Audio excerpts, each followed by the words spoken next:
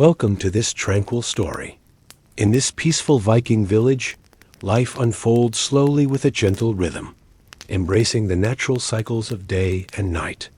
As dawn breaks, soft light spills over wooden homes and winding paths, filling the air with the comforting aromas of fresh pine, damp earth, and lingering hearth fires. Villagers, from mothers tending herb gardens to fishermen preparing their boats, move through their tasks with deliberate calm. Children explore the paths, their laughter blending with the natural sounds of the fjord and forest. The village elder offers quiet wisdom, grounding the community in shared history and care. This peaceful setting invites you to relax and immerse yourself in the timeless rhythms of life, where every detail, from the warm glow of firelight to the soft whispers of the wind, wraps you in comfort, safety, and the promise of renewal with each new day. May this serene moment gently guide you toward restful sleep and soothing dreams.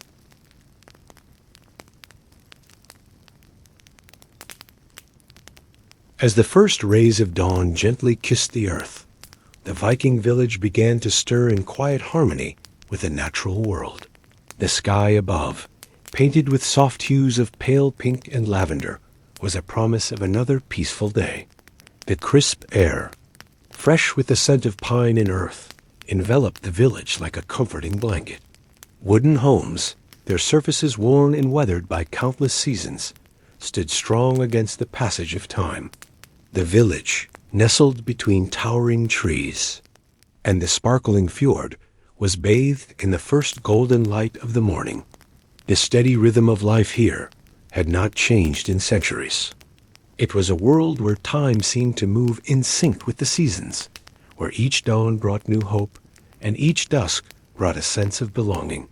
In the heart of the village, the longhouse stood like a beacon of warmth, its hearth glowing softly, as the fire from the night before slowly faded. Inside, the sounds of quiet stirrings filled the air. The rhythmic crackling of firewood, the soft rustle of woolen cloaks, and the faint murmur of voices blending together to start another day. A mother, wrapped in thick woolen garments to protect her from the early morning chill, stepped into her small herb garden. The garden, with its rows of chamomile, lavender, and mint, was a sanctuary of tranquility. Her hands moved with gentle care as she harvested the dew-covered herbs, preparing them for teas that would bring comfort to her family in the coming days. The village was not just a place. It was a living, breathing entity, its pulse quickening with the arrival of each new day. Outside, the sound of footsteps against the damp earth began to emerge as the first signs of life made their way from their homes. The fishermen, masters of their craft, prepared their small wooden boats for the day's journey. Their hands were sure and practiced as they mended nets and checked gear with quiet focus. The fjord, with its gentle waters, beckoned them to explore its depths once more, offering its treasures of fish to those who knew how to navigate its unpredictable currents. Near the water's edge, the distant sound of gulls calling to one. Another filled the air, a natural symphony that accompanied the villagers' work. Meanwhile, children, their faces flushed from the morning chill, began to venture out. Their eyes sparkled with curiosity, the world around them a vast and exciting place to explore. Their laughter, light and sweet, echoed through the village. As they scampered across the garden paths and through the meadows, their small feet leaving fleeting prints on the damp earth. The older children, already learning the ways of the village, followed the traditions passed down to them, helping the women carry water from the well, collecting firewood for the hearth, and gathering wild herbs from the surrounding forest. Each task, no matter how small, was part of the shared responsibility that kept the village strong. As the morning unfolded, the village elder, his weathered face etched with the wisdom of many years, walked through the settlement with deliberate steps. His eyes, bright with knowledge, observed the steady rise of activity around him. The steady rhythm of the day, the pulse of life itself, moved in perfect synchrony with the cycle of nature. He paused by the longhouse, watching as families began to gather. The hearth inside had warmed the room, and the delicious smells of bread baking and stew simmering filled the air. The elder, a man of quiet reflection and deep insight, offered a word of blessing to those he passed, reminding them of the sacredness of patience and the importance of gratitude in a world where each season brought its own challenges and rewards. As the sun rose higher in the sky, the village hummed with activity. The blacksmith stoked his forge, the rhythmic clanging of hammer on metal, a constant sound that carried across the village. The farmer, with his tanned skin and calloused hands, worked the fields, his back bent in reverence to the earth that sustained him. The village was a tapestry of sounds, smells, and sights, each one adding to the unique rhythm of the day. Inside the longhouse, families gathered around the hearth, where the warmth of the fire created a sense of unity and comfort.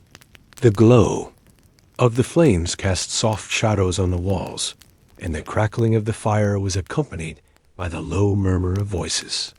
The villagers shared stories, some of their day's tasks, some of their dreams for the future. Their bonds, forged over years of living side by side, were as strong as the wooden beams that held the longhouse upright. As the day progressed, the sun climbed higher in the sky, bringing light to every corner of the village. The workers, young and old, continued their tasks with steady hands and unwavering focus, their movements a reflection of the deep respect they had for the land, the sea, and the traditions that had guided them for generations. The village, though small, was a microcosm of the Viking spirit, resilient, connected, and ever moving forward, no matter the obstacles that lay ahead. The peaceful rhythms of the village, the laughter of children, the work of adults, and the manzi, quiet wisdom of the elder, all wove together into a seamless pattern of life. Each new dawn marked the beginning of another chapter in the village's story, a story that had been written by the hands of countless ancestors and would continue to be written by those who called this place home. With the promise of renewal in the air and the eternal cycle of nature guiding their way, the villagers knew that no matter what the future held, they would face it together, as one community bound by shared history, traditions, and a love for the land that had given them life. The day unfolded in perfect harmony, its peaceful rhythm bringing with it a sense of hope and contentment.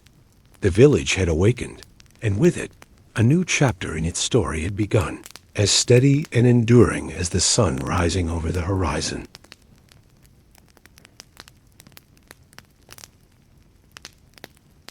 As the morning sun continued to rise higher, casting a golden glow across the Viking village, the steady rhythm of the day unfolded with quiet precision. The air, cool and fresh with the scent of pine and earth, whispered through the trees, carrying the faint sounds of the village waking fully. Each breath of wind seemed to bring with it a reminder of the untamed beauty of the world outside. The village, though simple in its design, was alive with purpose and activity. Children, their laughter still fresh from the early hours, moved through the village, their curiosity unbound as they explored the world around them. They raced through the paths between homes, their feet padding lightly against the damp earth, their faces flushed with excitement. Some climbed the trees, there, small hands gripping branches as they sought to gain a better view of the village below. Others knelt by the gardens, plucking the bright flowers that grew in abundance, their vibrant colors a stark contrast to the muted greens of the forest and the soft browns of the village structures.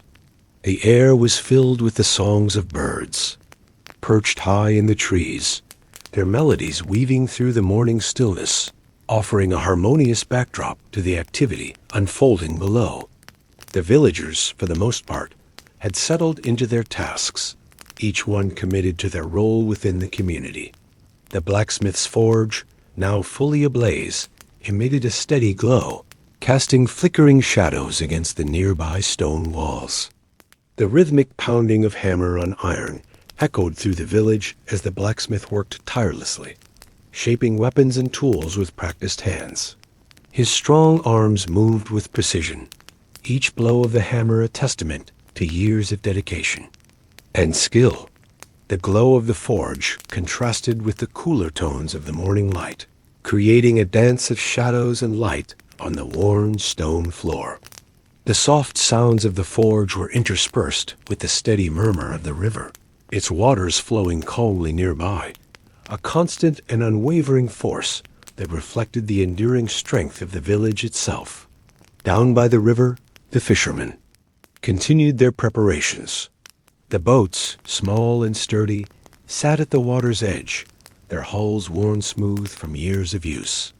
The fishermen, their faces weathered from the wind and sun, worked together to mend nets, their hands moving deftly, and with purpose.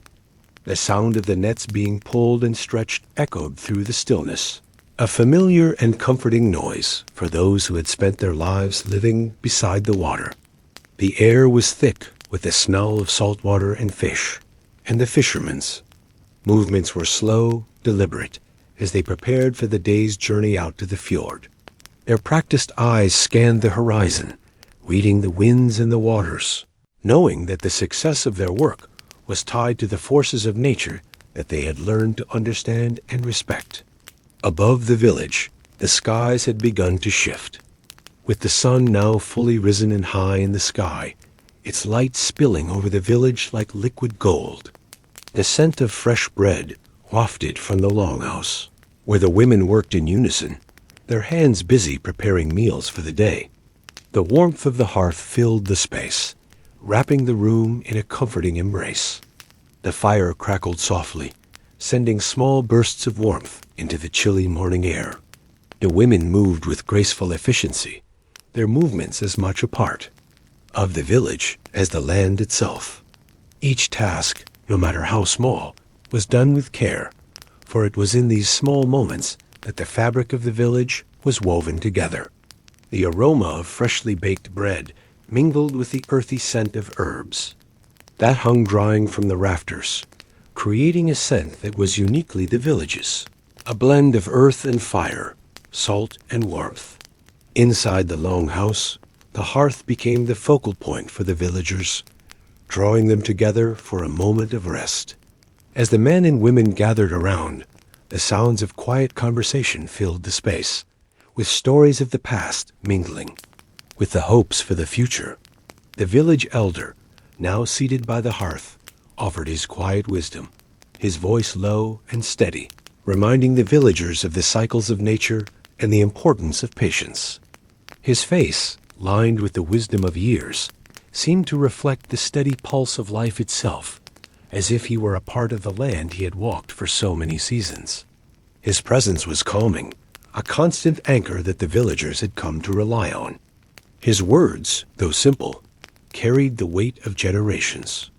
Outside, the farmers were hard at work, their hands moving with the rhythm of the seasons as they tended to the fields. Barley and rye stretched toward the sky, their golden stalks swaying gently in the breeze. The farmers, their backs bent in, toil, worked the land with respect, knowing that their livelihoods depended on their ability to nurture the earth. The sound of hoes scraping against the soil was the only noise that accompanied the farmers as they moved through the fields, their faces set in concentration, their hands stained with the earth's bounty. As the morning wore on, the steady rhythm of the village continued, each moment falling into place like the pieces of a puzzle. The sounds of the forge, the river, the fields, and the longhouse blended together, creating a melody that spoke of unity and purpose. The village, though small in size, was vast in its sense of belonging. It was a place where everyone had a role to play, where each action, no matter how small, contributed to the larger whole. It was a village defined not by its buildings or its landscape, but by the people who lived there, bound together by the land, the seasons, and the enduring strength of their shared history. As the sun climbed higher in the sky, the village continued its daily rhythm, each person moving through their tasks with the quiet assurance that came from living in tune with the world around them. The day was unfolding as it always had, steady and sure, a reflection of the timeless nature of the village itself. The first signs of the afternoon began to emerge, but for now, the world was calm and still, as if the village itself had paused to breathe, to take in the serenity that surrounded it. As the sun continued to shine down, casting long shadows across the village, the rhythm of the day continued uninterrupted, each moment unfolding with grace and ease. There was no rush, no hurry. There was only the steady pulse of life, a pulse that had been beating for generations and would continue to beat for many more to come. The village, ever resilient, ever enduring, had entered another chapter of its timeless story, a story that would continue to unfold with each passing day.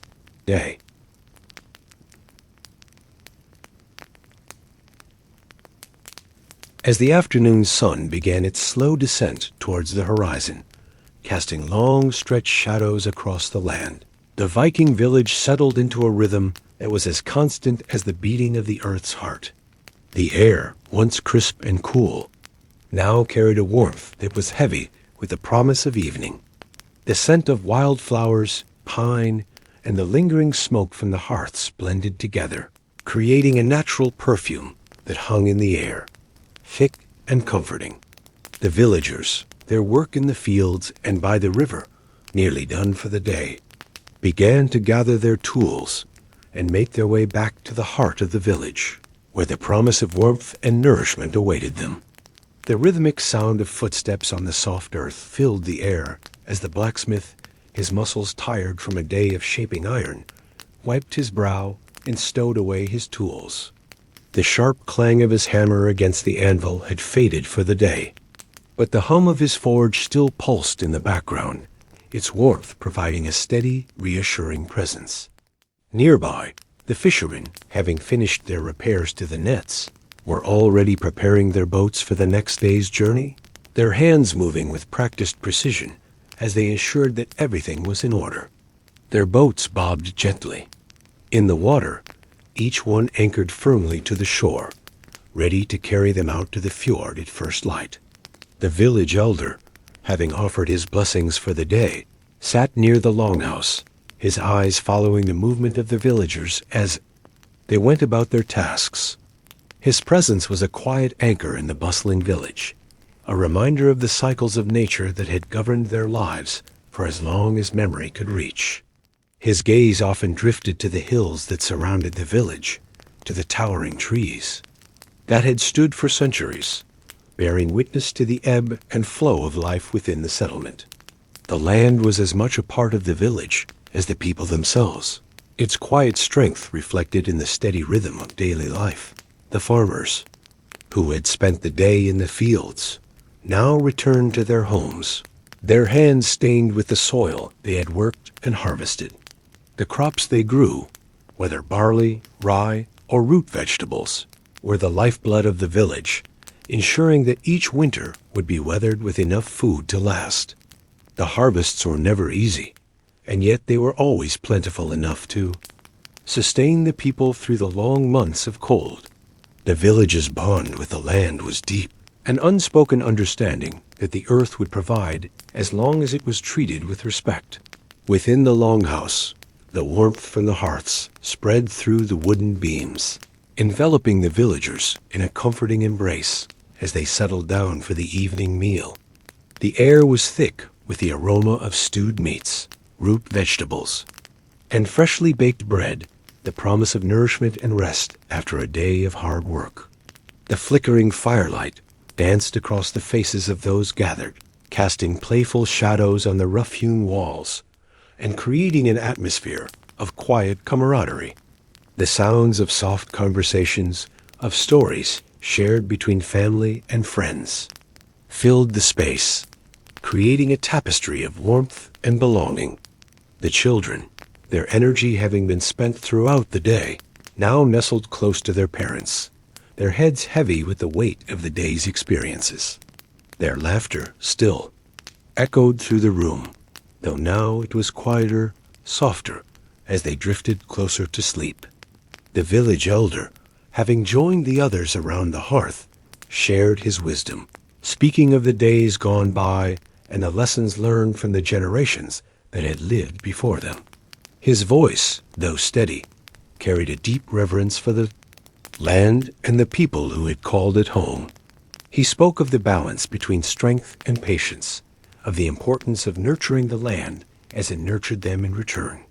His words were not new to the villagers, but they carried a weight that made them feel as if they were hearing them for the first time. Outside, the village remained quiet, the sounds of nature filling the air as the wind whispered through the trees, and the distant calls of night creatures began to emerge. The sky, now painted in shades of deep purple and dark blue, slowly settled into the stillness of night. The stars began to twinkle faintly above, their distant light providing a gentle reminder of the vastness of the world beyond the village's borders. The village, small and nestled in the protective embrace of the hills and trees, felt like a world unto itself, a world where time moved at its own pace, measured not by clocks, but by the changing seasons, by the rhythms of nature. The day had ended, but the night was just beginning, and as the villagers settled into their homes, the world outside remained still, offering the promise of another quiet, peaceful night. The fires in the hearths burned steadily, their warmth providing a comforting backdrop to the stillness of the night. The villagers, their hearts full and their bodies tired, drifted into sleep, carried by the steady rhythm of life that had been their companion for as long as they could remember. Tomorrow would bring a new day, a new chapter in the ongoing story of their lives. But for now, there was peace, safety, and the quiet strength of the land that would always remain. The quiet hum of the village, nestled between the trees and hills, would continue its steady rhythm as it had for centuries, and life would unfold once more with quiet grace.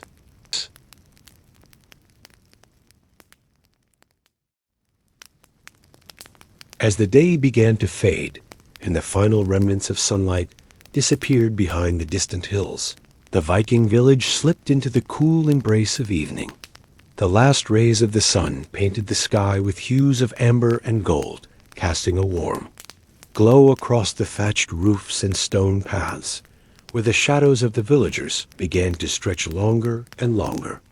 The air, now tinged with the crispness of the approaching night, carried the familiar sense of the forest pine, damp earth, and the earthy tongue of smoke curling from the chimneys of the longhouses. The steady rhythm of daily life continued. As the village wound down, yet there was a subtle shift in the air, a sense of quiet reflection that fell over the people as they went about their evening routines. The blacksmith, having spent hours shaping iron, was now cleaning his tools, the forge's flames still crackling softly behind him as he made sure that his work was ready for tomorrow. His hands, calloused from years of labor, moved deftly, wiping away the dust and remnants of ash, his mind at peace, knowing that his craft would help sustain the village. Nearby, the fisherman who had spent his day by the fjord, mending nets and preparing for the next day's catch, now sat beside the water's edge, staring out at the calm, shimmering surface. The sky above was a canvas of colors, from deep purples to soft oranges, reflecting the tranquility of the waters, while the distant calls of seabirds filled the silence. The day had been long, but the promise of tomorrow lingered in the cool breeze. The children, whose laughter had filled the village throughout the day, were now gathering around the longhouse, their energy slowing as they drifted closer to the warmth of the hearth. Their faces, flushed from hours of play, now softened as the shadows grew longer, and the soft murmur of voices and the crackling of firewood began to fill the air. The evening meal was being prepared, a smell of stewed meats, root vegetables, and freshly baked bread mixing with the earthy aromas of the outdoors. In the longhouse, families began to gather, drawn together by the promise of warmth and food. The fire, a flickering orange and yellow in the center of the room, crackled softly, casting a gentle light on the carved beams above and the stone floor below. The women of the village, having finished their chores for the day, now busied themselves around the hearth, preparing simple meals with quiet efficiency. The smell of baking bread filled the air, mixing with the scent of roasting meat and the mai, rich aroma of herbs that had been carefully gathered earlier in the day. As the men of the village returned from their daily tasks, their faces weathered from hours in the open air, they found their families seated together, the warmth of the hearth and the promise of a shared meal drawing them close. The murmur of voices, both light-hearted and serious, filled the space as the villagers exchanged stories of the day, their laughter and shared experiences, creating a sense of community and belonging that grounded them all. The village elder, his movements slow but steady, walked among the gathering, his eyes bright with the wisdom of the years. He paused by the fire, watching as the flames danced and flickered, casting shadows across the room. His presence was a constant reminder of the deep connection between the people and the land, of the strength and endurance that had been passed down from generation to generation. He spoke softly, his voice steady and calming, offering quiet blessings for the meal that was about to be shared. His words, though simple, carried a weight that resonated deeply with those who listened. He spoke of the cycles of nature, of the changing seasons, and of the constant renewal that life required. His voice was a gentle reminder that the world outside was as much a part of them as their own blood, and that they were bound to it by ties older than memory. As the evening meal was served, the villagers ate in silence, each person savoring the warmth and nourishment that the food provided. The simple, hearty fare-steamed fish, root vegetables, and a hearty loaf of bread was enough to satisfy their hunger. And as they ate, they reflected on the day that had passed and the night that was now unfolding around them. The firelight, now dimming slightly, cast soft shadows on the faces of the villagers, their features glowing with contentment and peace. Outside, the sounds of the natural world began to rise, the distant call of an owl breaking the stillness, while the rustling of leaves in the evening breeze added to the quiet symphony of the night. The village, nestled in the protective embrace of the hills, felt removed from the outside world, its rhythms and traditions untouched by the passing of time. The villagers, wrapped in the warmth of the fire and the comfort of each other's presence, settled into their evening routines. The women began to clean the dishes, their hands moving with practiced efficiency, while the children, now growing tired, found their way to the corners of the longhouse, curling up in the warmth of the fire's glow. The men, having shared their meal, now gathered around the hearth, their voices low as they discussed the events of the day and the tasks that would await them tomorrow.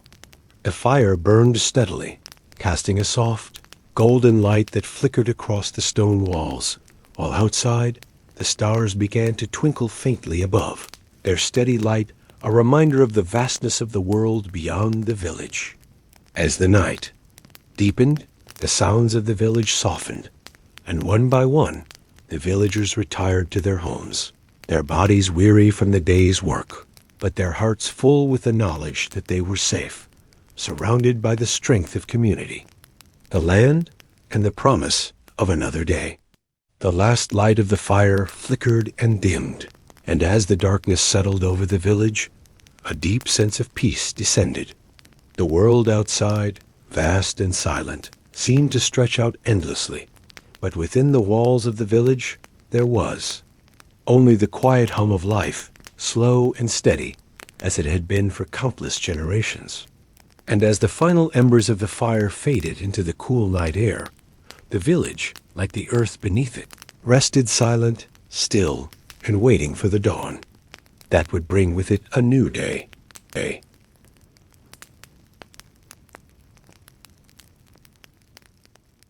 The dawn broke over the Viking village, soft and serene, as a gentle light spread across the wooden longhouses, painting the stone paths in shades of pale gold and lavender. The air was crisp with the promise of a new day, still cool enough to make each breath feel sharp and clean as it filled the lungs. The village, still drowsy from the night's rest, slowly began to stir, its sounds muffled by the thickness of early morning fog that clung to the earth like a blanket, shrouding the homes and fields in a dreamlike haze. As the villagers roused themselves from slumber, there was a shared sense of peace that permeated the morning. A sense that all was right in the world for just this fleeting moment before the demands of the day began. A soft murmur of voices rose from the longhouse as families gathered together around the central hearth, the fire that had burned throughout the night now reduced to glowing embers. The smell of fresh bread, baked just before dawn, mixed with the earthiness of stewed vegetables and salted fish, forming a simple but comforting breakfast. The warm glow of the hearth cast a gentle light across the faces of those seated, their eyes still heavy with sleep, but alive with the familiar comfort of the early morning routine. In the corner, children played with wooden toys, their laughter, light and pure, filling the space with a quiet joy that made the world feel just a little more bearable. The village elder, his face lined with the wisdom of many seasons, sat near the fire, his mind lost in thought. His weathered hands clasped a simple wooden staff, the twisted bark worn smooth by years of use. His thoughts, as they often did in the quiet of the early morning, turned to the past, to the cycles of nature, to the ebb and flow of life that had shaped the world of his ancestors. He reflected on the village's history, the struggles, the triumphs, the quiet victories won over the years, and felt a sense of responsibility. It was his job to ensure that the old ways were passed down, to make sure that the wisdom of those who had come before was not forgotten. It was a task that weighed heavily on him, especially on mornings like this, when the wind seemed to carry whispers of change. For the first time in a long while, he could sense something shifting in the air, as if the earth itself was holding its breath, waiting for something to happen. The farmers were already in the fields, their sturdy boots making deep impressions in the soft, damp soil as they tended to their crops. Barley and rye grew tall in the fields, their heads heavy with the promise of a good harvest. But the elder knew that the land, no matter how bountiful, was always subject to forces beyond their control.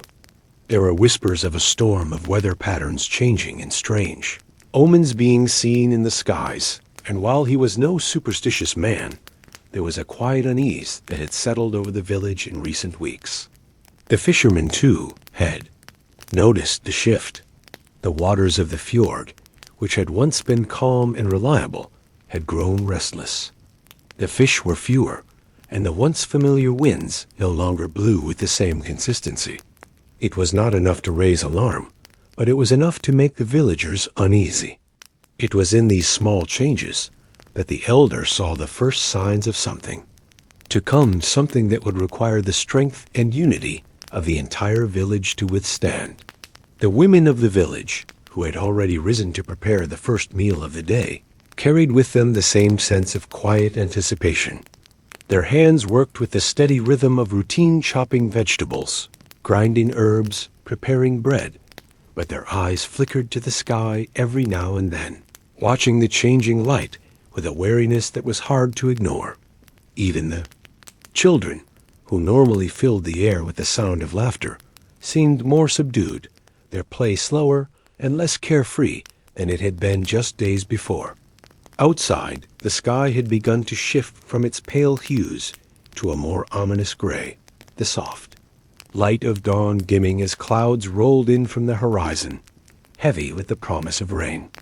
The wind began to pick up, rustling the leaves of the trees and sending a chill through the village, despite the heat of the hearth. The elder watched all of this from his seat by the fire, his mind moving swiftly through the possibilities, calculating the consequences of a storm.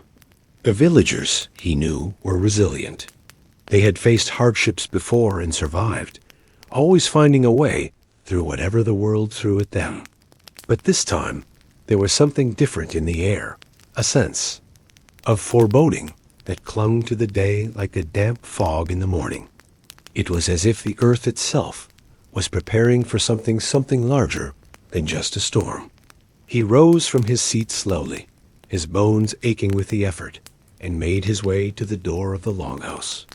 The cool air hit him immediately, carrying with it the scent of pine and damp earth.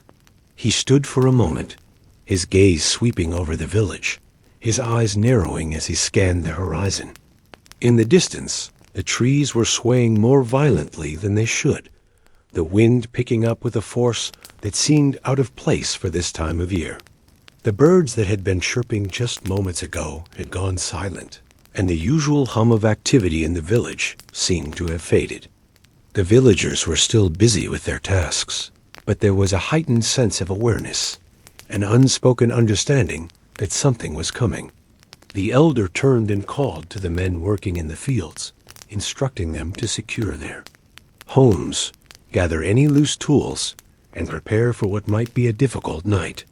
He made his way toward the shores, his eyes fixed on the changing waters. There, in the distance, he could see the signs of the coming storm-dark waves, churning and rising higher than they had the day before, as if the ocean itself was beginning to stir with unrest. As the sun dipped lower in the sky, the villagers went about their tasks with quiet efficiency, knowing that soon the storm would be upon them. They made their preparations, reining in livestock, securing their boats, and huddling close to the fire as the first drops of rain began to fall. The elder stayed by the shore a little longer, watching the storm approach, knowing that this was just the beginning. Something had shifted in the world, and whether it was the change in the weather, the shifting tides, or something deeper, he could not yet tell. But he knew one thing for sure. The village was about to face its greatest challenge yet, and it would take all of their strength and unity to survive whatever came next.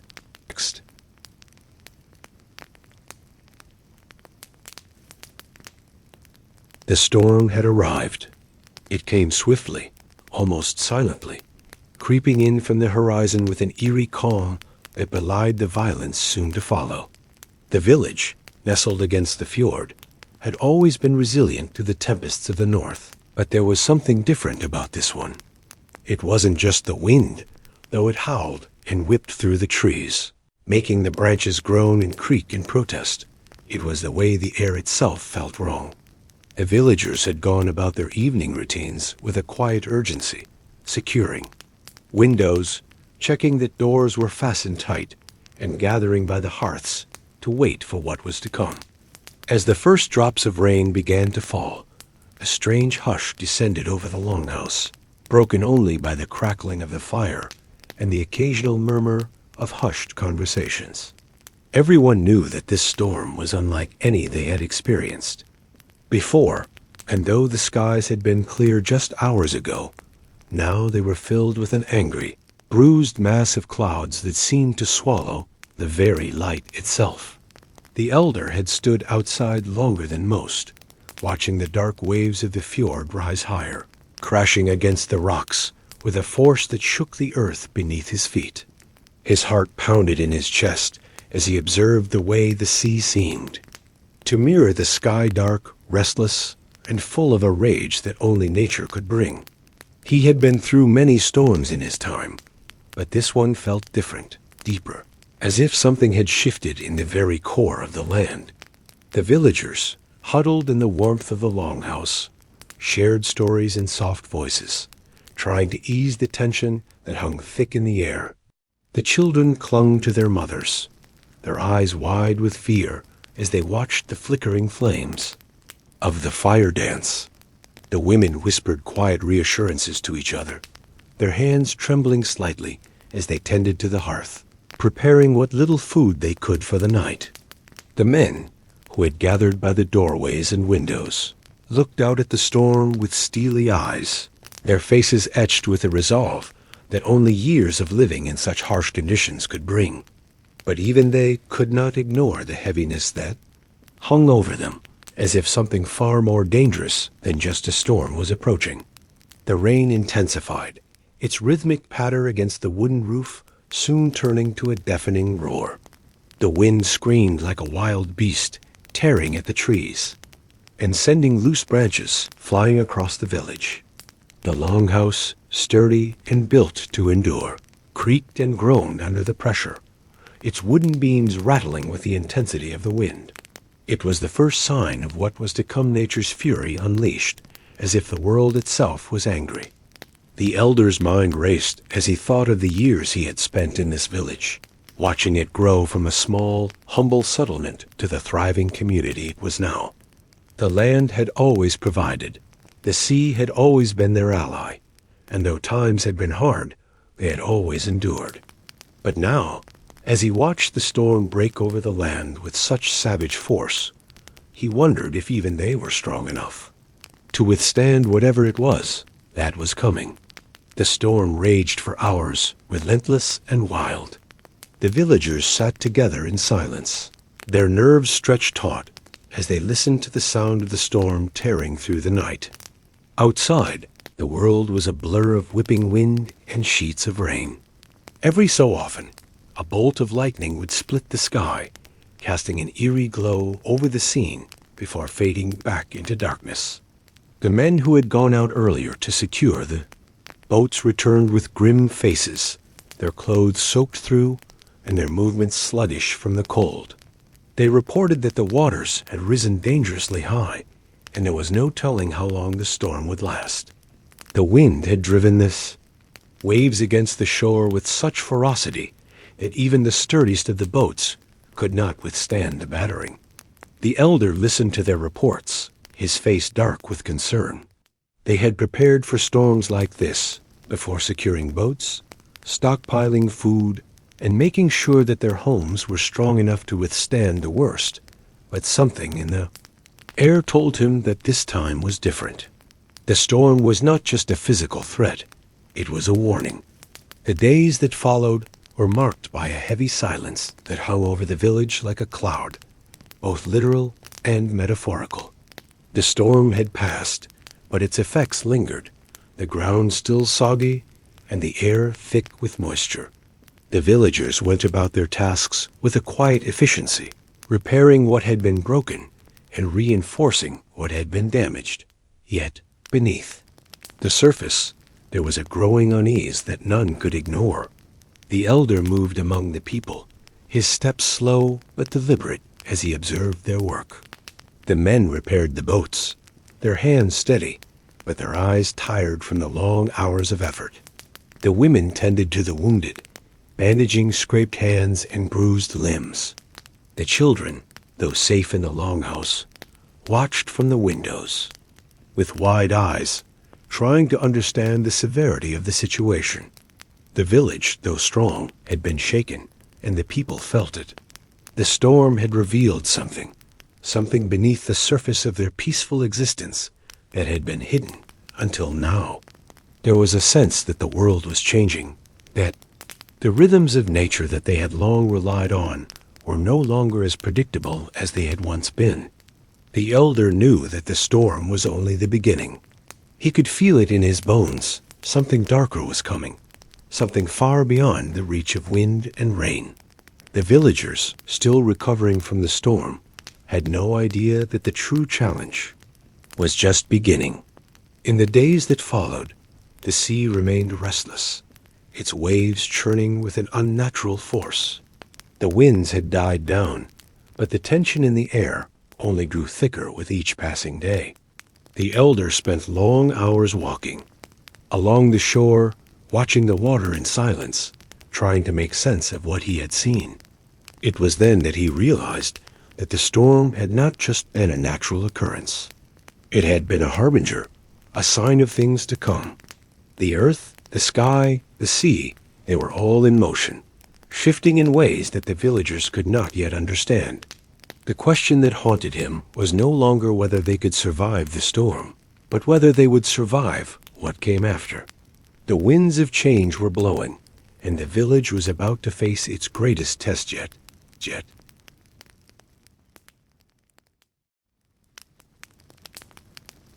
The village, still recovering from the storm's fury, had settled into an uneasy quiet.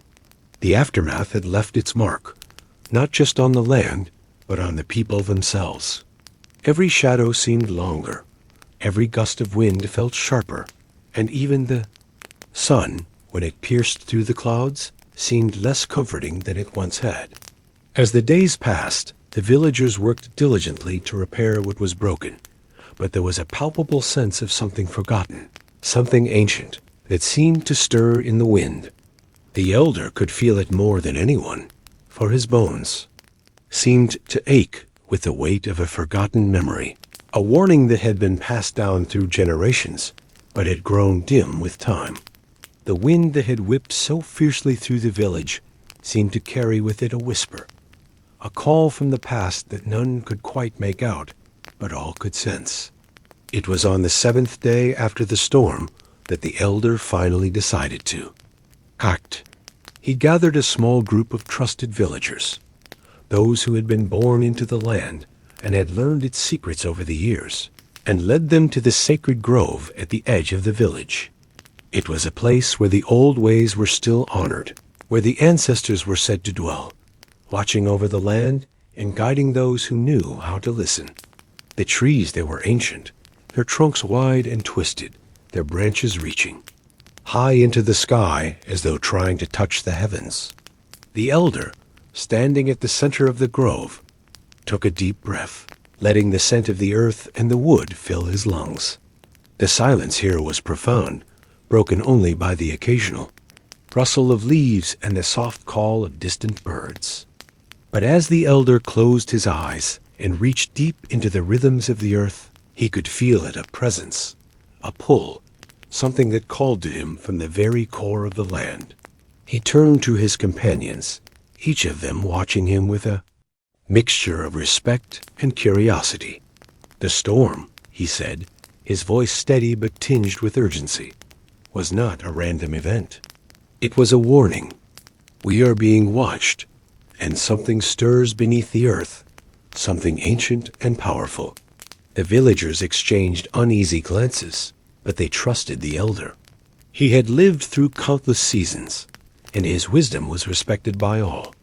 They had heard the stories, of course, the legends of the old gods and the creatures that once roamed the land, the deep mysteries of the earth that no one dared speak of. But those stories had been forgotten by most, relegated to myth, whispered around fires, but never taken seriously. Yet here they were, standing in the very grove where those myths had first been born, and the elder's words carried more weight than they would have in any other setting. "What do we do?" one of the younger men asked, his voice barely above. A whisper. The elder looked around, his gaze lingering on the faces of those who had gathered here. They were strong, loyal, and wise in their own ways, but none of them had faced the kind of challenge that was now before them. They were about to confront something far older, far more dangerous than any storm. "We must seek the guidance of the old ones," the elder replied. "We must go to the caves. It is there that the answers lie." The caves, the very thought of them made the villagers uneasy. They were deep, dark places hidden beneath the hills that bordered the village. Few had ever ventured there, for the caves were said to be cursed, a place where the veil between the living and the dead was thin. The old stories spoke of strange creatures that lived within the caves, of voices that could drive a man mad, and of treasures guarded by forces that no mortal could hope to control. But the elder's voice brooked no argument. "We must go," he said again. "The land is restless, and we are the ones who must answer its call." The group set out the following day, a small procession of men and women, armed with nothing but their wits and their faith in the elder's wisdom.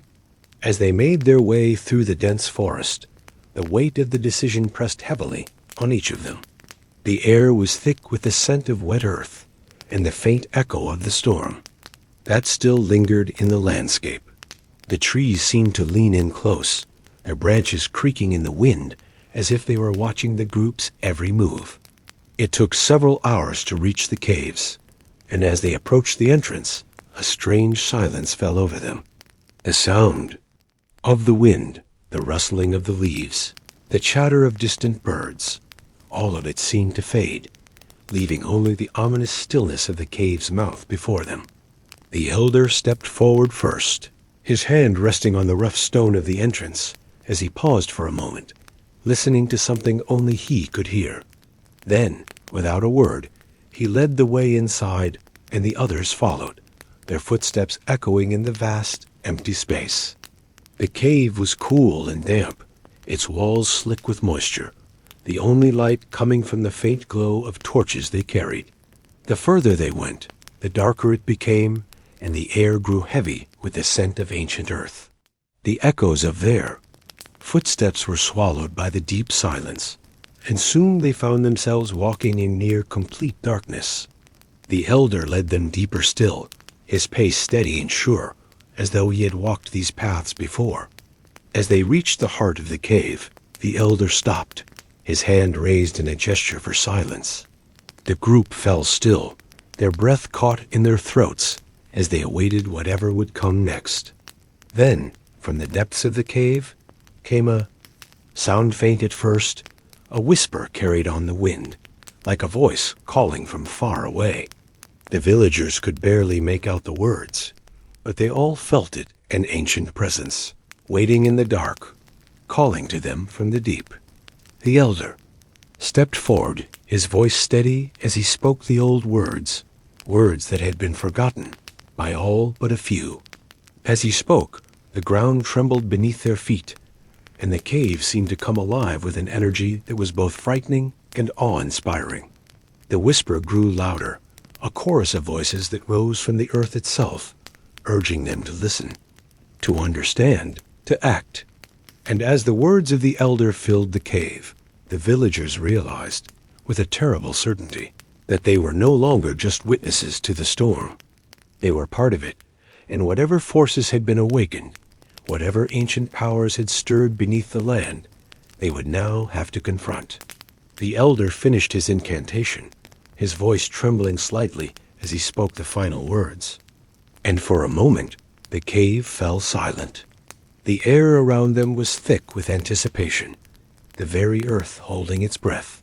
Then, slowly, from the shadows emerged a figure, its form shifting and changing with each passing second.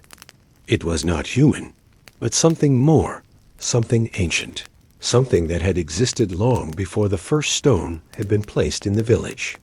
It gazed at the group with eyes that seemed to see into their very souls, and as it spoke, its voice was like the rumble of thunder, ancient and filled with power.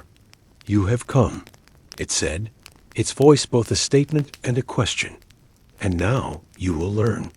The villagers stood frozen, their minds racing as the weight of what they had just uncovered began to settle over them. Whatever had been, awakened beneath the earth, it was far more than they had ever imagined, and now they had no choice but to face it.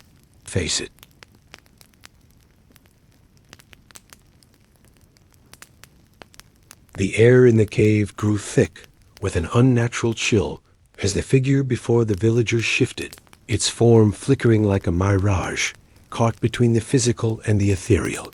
It was neither wholly human nor beast, but something older. Its very essence seemed woven from the fabric of the earth itself. Its eyes, glowing faintly with an ancient fire, focused on each of them in turn, as if weighing their worth, their fear, and their resolve. The villagers stood frozen, their hearts pounding in their chests, unsure of whether to flee or to stay. The elder, whose age and wisdom had always been his greatest strength, felt his breath catch as the presence in front of them pressed against him like an overwhelming weight. He had known that the storm had been more than just a natural disaster, but nothing could have prepared him for the raw, untamed force that now loomed in the darkness. The figure's voice broke the silence, its tone deep and resonant, reverberating through the very stone of the cave. "You awaken what has long been dormant," it said, its words like the grinding of rocks against each other, each syllable heavy. With power, you trespass into the heart of what was sealed away, and now you must face the consequences. The elder's knees weakened, but he steadied himself, forcing his voice to rise above the tremor of uncertainty. "We seek only knowledge," he declared, his words measured and deliberate. "We have come to understand the storm and what it has awakened. We ask not for power, but for the truth." The figure's form rippled as if reacting to his words, but it remained silent for a long moment. The villagers could feel the air thicken, a palpable tension building as they waited for the entity's response. Finally, the figure's gaze turned to the elder, its ancient eyes studying him closely, as if considering whether to grant the request or dismiss them all as insignificant. "Truth," it mused, its voice like a soft growl, "is a double-edged sword. Those who seek it may not be ready to bear its weight. Are you prepared to know the cost?" The elder's heart pounded in his chest, but he remained steady, holding the figure's gaze without flinching. He had seen much in his time, and though this was something far beyond the mortal realm, he knew that knowledge, once acquired, could never be unlearned. He nodded slowly, his voice resolute. "We are ready." The figure's eyes glimmered with what could have been amusement or pity, but it gave no indication of which. It raised its hands, and the cave seemed to respond, shadows shifting and swirling like smoke, a low hum filling the air, as if the very walls of the earth were coming alive. The elder felt a rush of cold air sweep past him, and then, from the very depths of the cave, came a sound, a low, guttural growl that echoed through the stone, reverberating in his bones. The ground beneath their feet trembled, sending shivers through their bodies, and for a fleeting moment, the elder wondered if they had made a grave mistake. "The storm you speak of," the figure continued, its voice now almost a whisper, "was no accident. It was a warning, a sign that the balance between the worlds has been broken. You have awoken the old ones, the forces that were locked away long ago, in an age when the earth itself was young." The figure's form rippled once more, and the air around them grew colder, the shadows deepening. "Long before your ancestors walked this land, before the first stone was laid to build your village, there were others beings of great power who shaped the earth and the sky, the winds and the waters.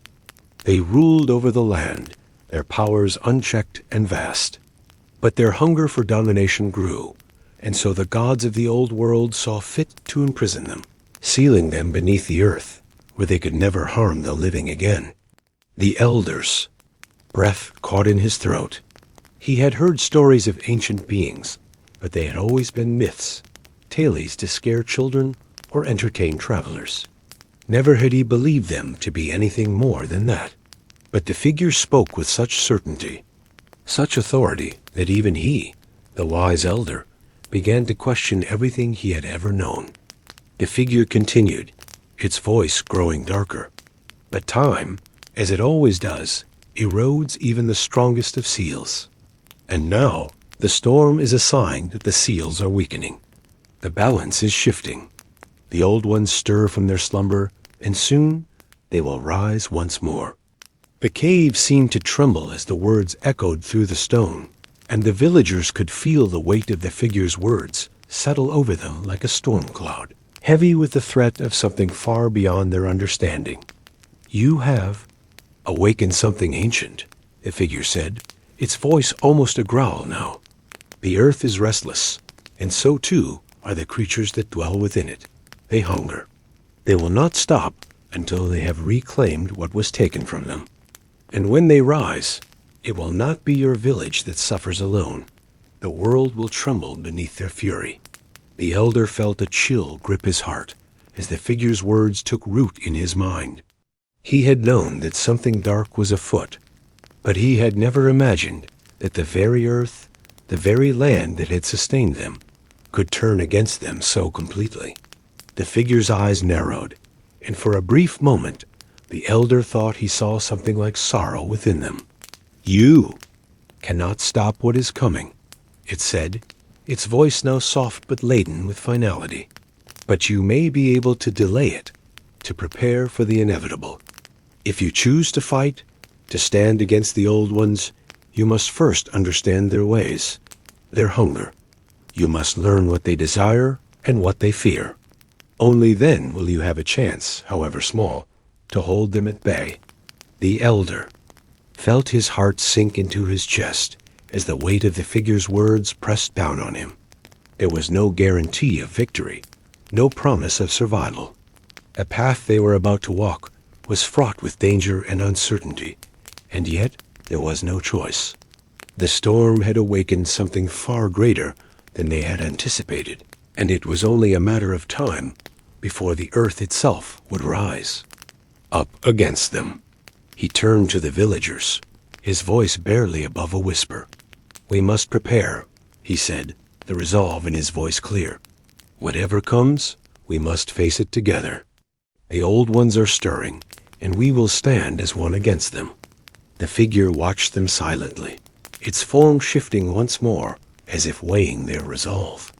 Then, with a final, ominous whisper, it faded into the shadows, leaving the villagers to contemplate the uncertain road ahead.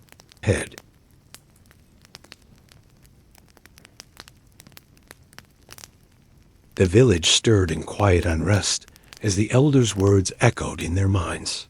In the days that followed, an air of unease settled over them, heavier than any storm that had ever touched their land.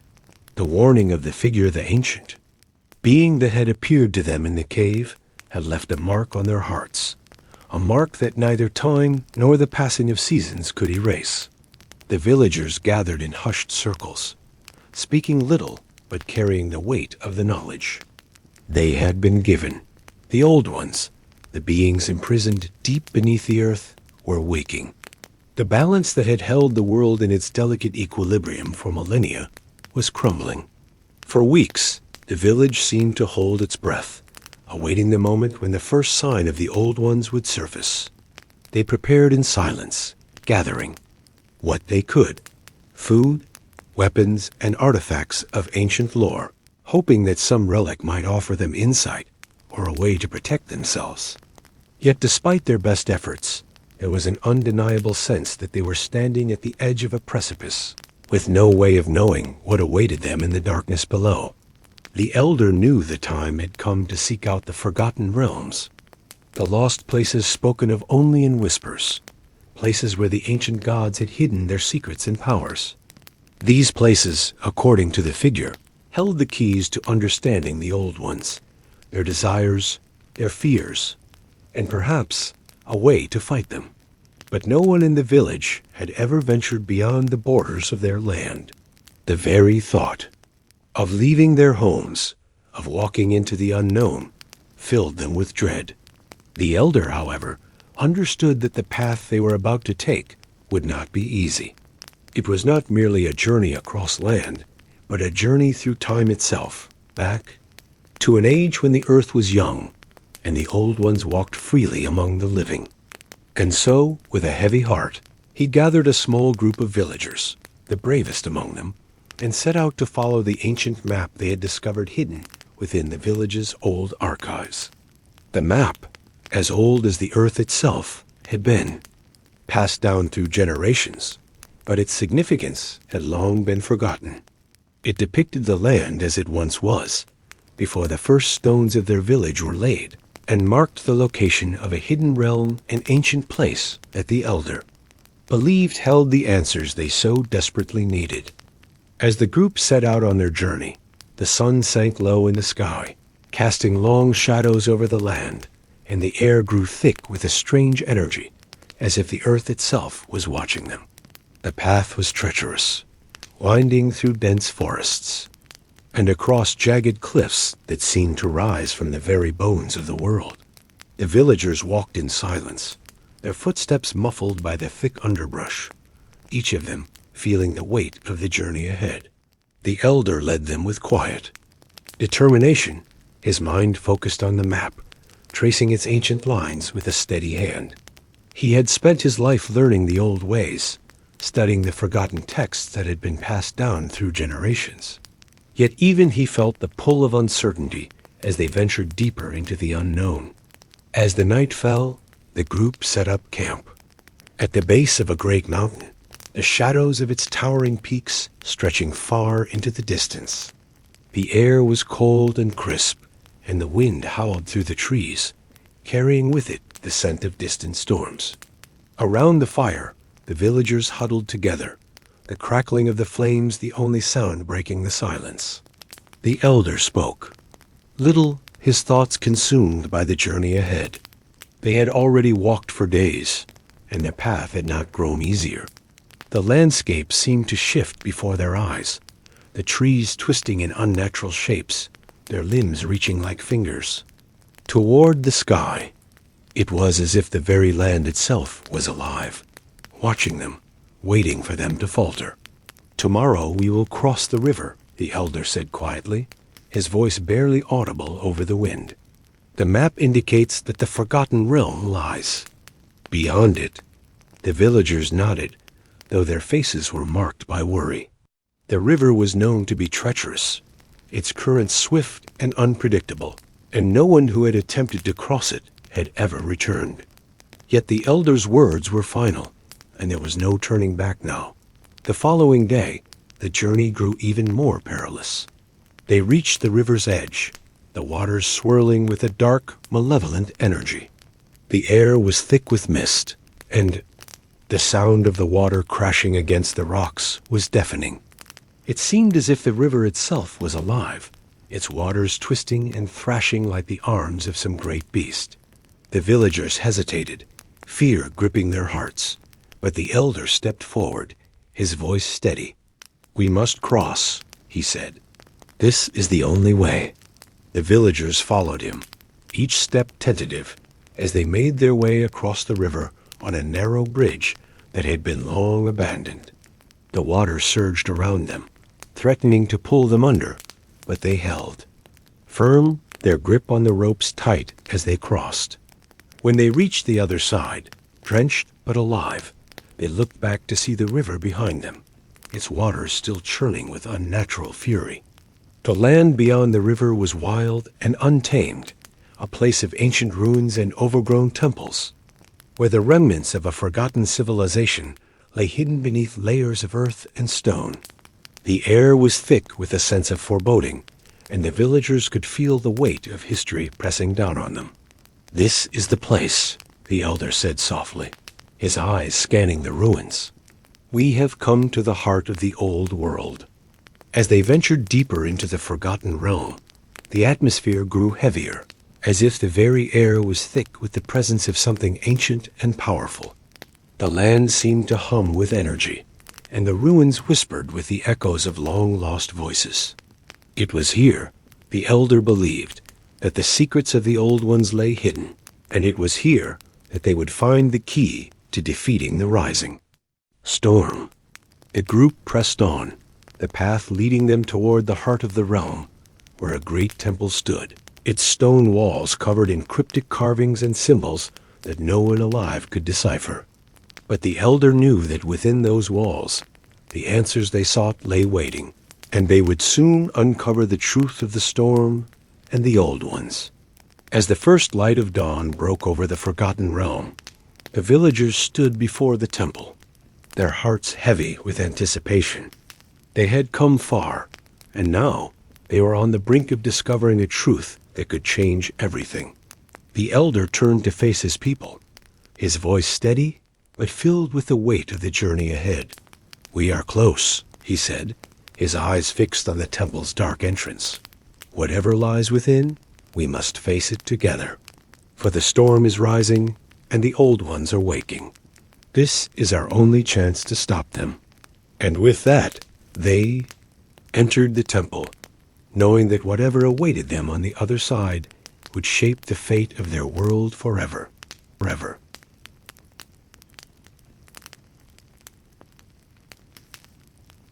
The temple loomed before them, a massive structure that seemed to pulse with an energy older than time itself. Its jagged stone walls, etched with strange symbols and faded runes, stretched high into the sky, blocking out the sun and casting the area around them in an eerie twilight. The air felt thick and oppressive, heavy with the weight of centuries of secrets buried beneath the ancient stones. As the villagers crossed the threshold, the temperature seemed to drop, and an unsettling silence enveloped them, broken only by the sound of their footsteps, echoing off the cold stone floors. The air inside the temple was damp, cool, and smelled of aged stone and decay, a stark contrast to the heat and the wildness of the lands outside. The chamber before them was vast, filled with towering columns that rose up to the dark, vaulted ceiling, their surfaces covered in creeping ivy and dust. The faintest glimmer of light filtered in through cracks in the stone, casting long, ghostly shadows across the floor. As the elder led the group deeper into the heart of the temple, his eyes narrowed, searching the walls for any sign of the forgotten knowledge they sought. Every step they took seemed to reverberate through the very foundation of the temple, as if the structure itself was alive and aware of their presence. The villagers, each with their own fears and doubts, walked in silence, their faces drawn tight with the weight of the journey. The path through the temple twisted and turned, leading them deeper into its darkened corridors, where the air grew colder and the silence more profound. Despite the strange sensation that they were being watched, no one spoke. The elder's voice, when he finally broke the silence, was barely a whisper, a voice that trembled with the urgency of the task at hand. "The heart of the temple is near," he said, his gaze flickering toward a large door at the end of the hall, intricately carved with more runes and decorated with images of creatures both familiar and alien, all staring back at them. There was no denying that they were being drawn toward something ancient, something powerful, something that could change the very fabric of their existence. The villagers hesitated as the door creaked open, revealing a large chamber bathed in an unnatural light. At the center of the room stood a stone altar, old and cracked with age, but still imposing in its presence. Surrounding it were a series of faded murals depicting gods and spirits, creatures of the night, and strange celestial beings locked in a battle between darkness and light. The walls themselves seemed to pulse with energy, as if they were alive, and the floor beneath their feet hummed with a low rhythmic vibration that reverberated in their bones. As they entered the chamber, the air grew thick with an otherworldly force. The elder raised his hand, motioning for the group to halt. His eyes scanned the altar, recognizing the symbols carved into its surface. There, etched into the stone, were the same runes that had appeared on the map they had followed, a key to the forgotten realm, the last puzzle piece in a long-forgotten prophecy. The elder stepped forward slowly, cautiously, his hand reaching for the ancient stone.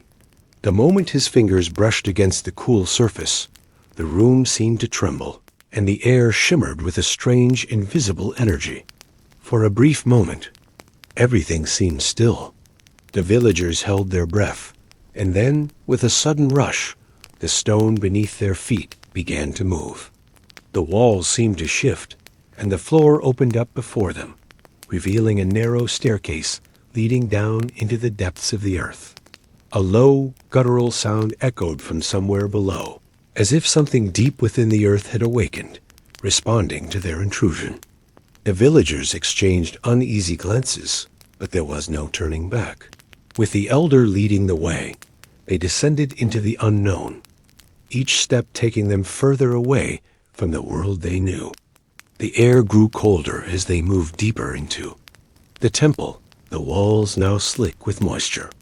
The faint flickering of their torches cast long shadows on the stone walls, their flames dancing wildly in the unnatural draft that seemed to swirl around them.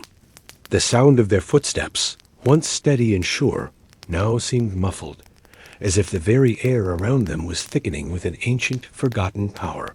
The staircase finally leveled out, and the group found themselves in a vast underground chamber. its walls lined with dark, smooth stones that absorbed the light of their torches, leaving them in a murky gloom. At the far end of the chamber stood a massive stone door, taller than any they had seen before, its surface covered with intricate carvings and symbols, depicting strange creatures and celestial bodies in a cosmic dance. It was here the Elder believed that the answers they sought would be found. But as he stepped forward, his hand reaching out to touch the door, a voice echoed in his mind, a voice that was both distant and near, ancient and full of power. "The time has come," the voice whispered, its tone low and threatening. "The cycle is beginning again. You cannot stop what has already been set in motion."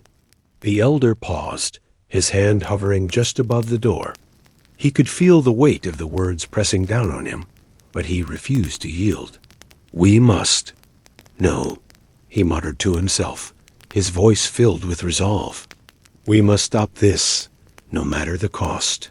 With a final determined breath, he pushed open the door, revealing the secrets that had been hidden for so long. The chamber beyond was filled with a blinding light, so intense that it was almost painful to look at. In the center of the room stood a figure, its body bathed in radiant energy. Its form was both human and something else entirely, a being of light and shadow, an embodiment of the ancient gods. The villagers stood in awe, their fear momentarily forgotten as they gazed upon the figure. It spoke, its voice carrying the weight of millennia, its words echoing through their minds. "You have come," it said, its gaze sweeping over them. "But you are too late." The figure's words hung in the air, heavy with the truth that they had been avoiding. The storm had already begun. The old ones had awoken, and the world would never be the same again. As the figure's energy pulsed through the chamber, the ground beneath their feet began to tremble, and the villagers could feel the power of the temple stirring, like a giant rising from its slumber. The Elder looked back at the villagers, his expression grim. "We must leave," he said urgently, his voice carrying a sense of finality. "We have only moments before the full force of the storm is upon us."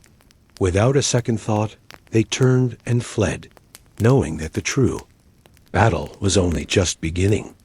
The temple had revealed its secrets, but the cost of this knowledge had only just begun to unfold.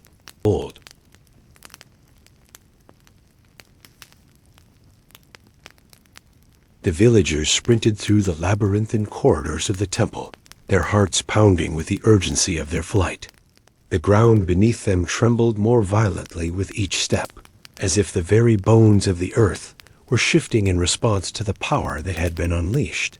The echo of their hurried footsteps was drowned by the low, rumbling growl of the temple's awakening, its ancient stones groaning as the air grew thick with an unholy heat.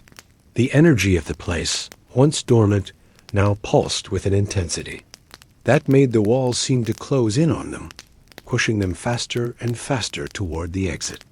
The Elder led the way, his mind reeling from the revelation they had just witnessed. The figure, bathed in light and shadow, had spoken with the voice of time itself, declaring that the cycle had begun anew, that the storm, which had once been sealed away, was now free. But even as they fled, the Elder couldn't shake the feeling that they were merely delaying the inevitable. The storm had already begun to awaken, and no force in the world, not even the temple's powerful walls, could hold it back forever. As the villagers neared the final hall that led back to the surface, the temperature spiked, and the walls of the temple seemed to pulse with an almost sentient rhythm. A low hum vibrated through the stone, vibrating in their very bones, as if the temple was trying to communicate, or perhaps trying to warn them. The air grew thick with an unnatural energy, and the Elder felt the weight of it pressing down on him, threatening to crush him under its burden. "We have to hurry," he called over his shoulder, his voice strained with the urgency of the moment. The villagers quickened their pace, their breath ragged as they neared the exit.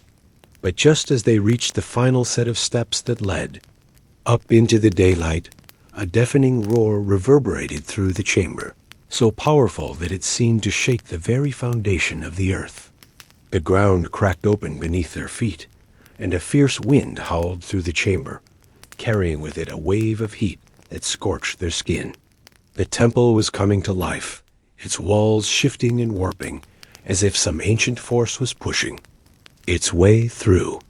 The villagers were nearly at the top of the stairs when a great crack split the air, and the sky above them darkened, as if the storm was already descending upon them. The elder pushed forward, his heart pounding in his chest, as a distant part of him knew that whatever had been unleashed in the temple would soon be upon them. As they emerged from the temple's mouth, the first wave of the storm hit them with brutal force. The wind howled like a living thing, and the sky above churned with dark clouds that seemed to pulse with ominous energy. The earth beneath their feet shook, and the ground rumbled as if the very world was beginning to tear itself apart. The villagers huddled together, their faces pale with fear, as they watched in horror as the skies above them twisted and writhed, as if some ancient entity was stirring in its slumber. In the distance, the dark clouds seemed to converge, forming a swirling vortex that pulled at the very air, its pull so strong that it seemed to rip at the earth itself. The elder stood, rooted to the spot, as the force of the storm pressed against him, bending the trees and tearing the earth apart. His mind raced, trying to process the enormity of what had just been unleashed. The figure in the temple had warned them, but he had not understood the true meaning of its words until now. The storm was not just a physical force, it was a living thing, a force of nature that had been bound away for centuries. And now it was free. He could feel its power reaching out to him, rushing against the edges of his consciousness, like a great wave threatening to crash over him. He had to stop. But how? The villagers, panic rising in their voices, looked to the elder for guidance. "What do we do?" one of them asked, his voice shaky. The elder took a deep breath, his mind still spinning as he tried to make sense of the situation.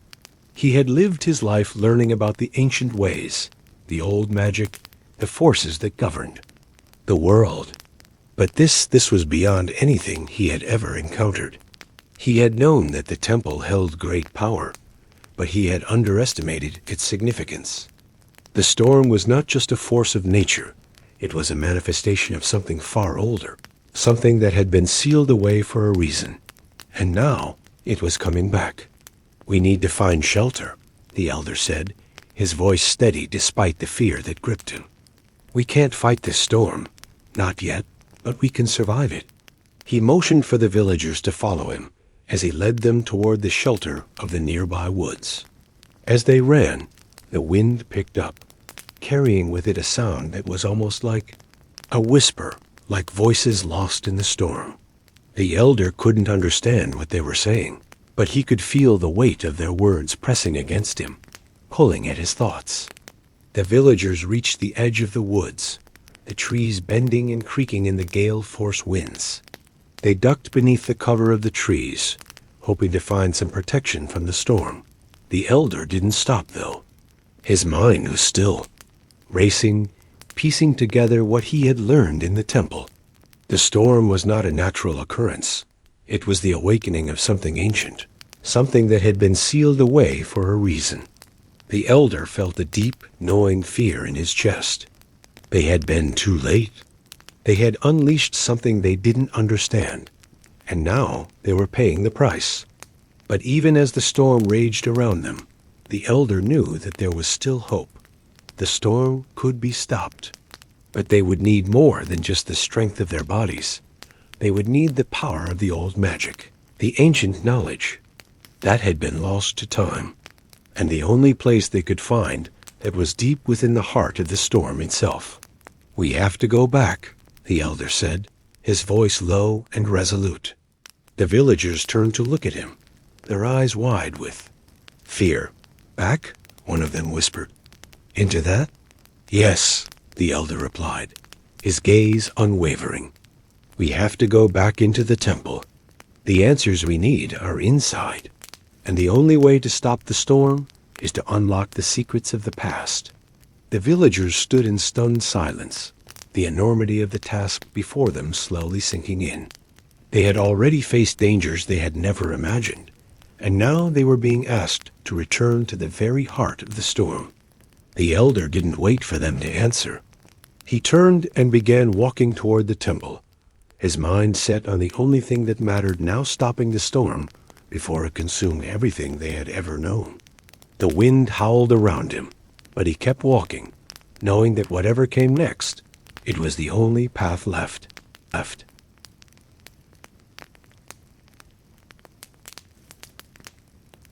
The wind howled, tearing through the trees and shaking the very earth beneath their feet, as the elder led the villagers back toward the temple. Each step seemed harder than the last, the storm's fury pushing against them with relentless force. The sky, once a soft dawn, had darkened completely, swirling with clouds of deep gray and violet that rolled and writhed as if alive, a reflection of the chaos that now gripped the land. The elder's mind was consumed with thoughts of the temple and the truth he had discovered within its walls.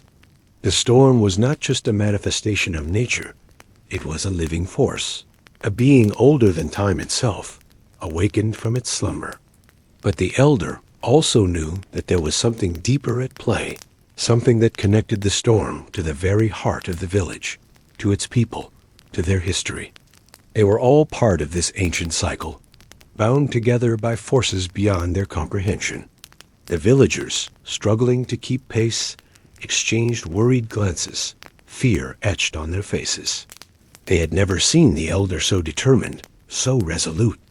In his actions, and yet in their hearts, they felt a glimmer of hope that he held the key to saving them all. "Hurry!" the elder shouted, his voice barely audible above the roar of the wind.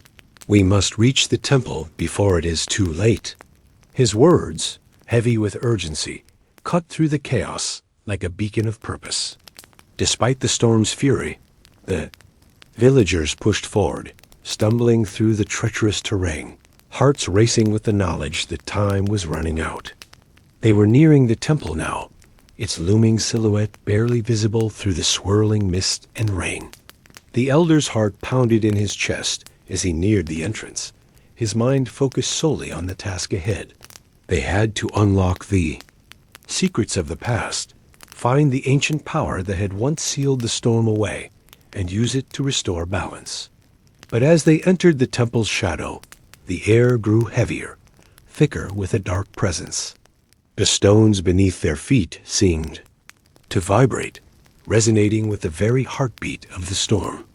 The elder stepped forward, his fingers brushing against the cool stone of the temple's entrance, feeling the ancient energy coursing through the walls, as if the temple itself were alive, waiting.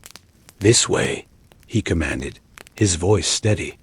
Despite the rising fear, the villagers followed him, their eyes wide with uncertainty as they entered the sacred space, the storm's winds howling around them, a deafening reminder of the world outside.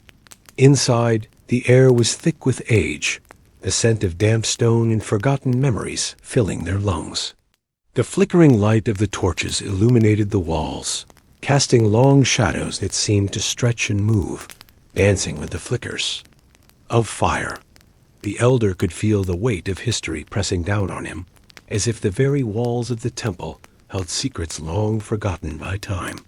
At the center of the room, the altar stood, its stone surface worn smooth by centuries of offerings.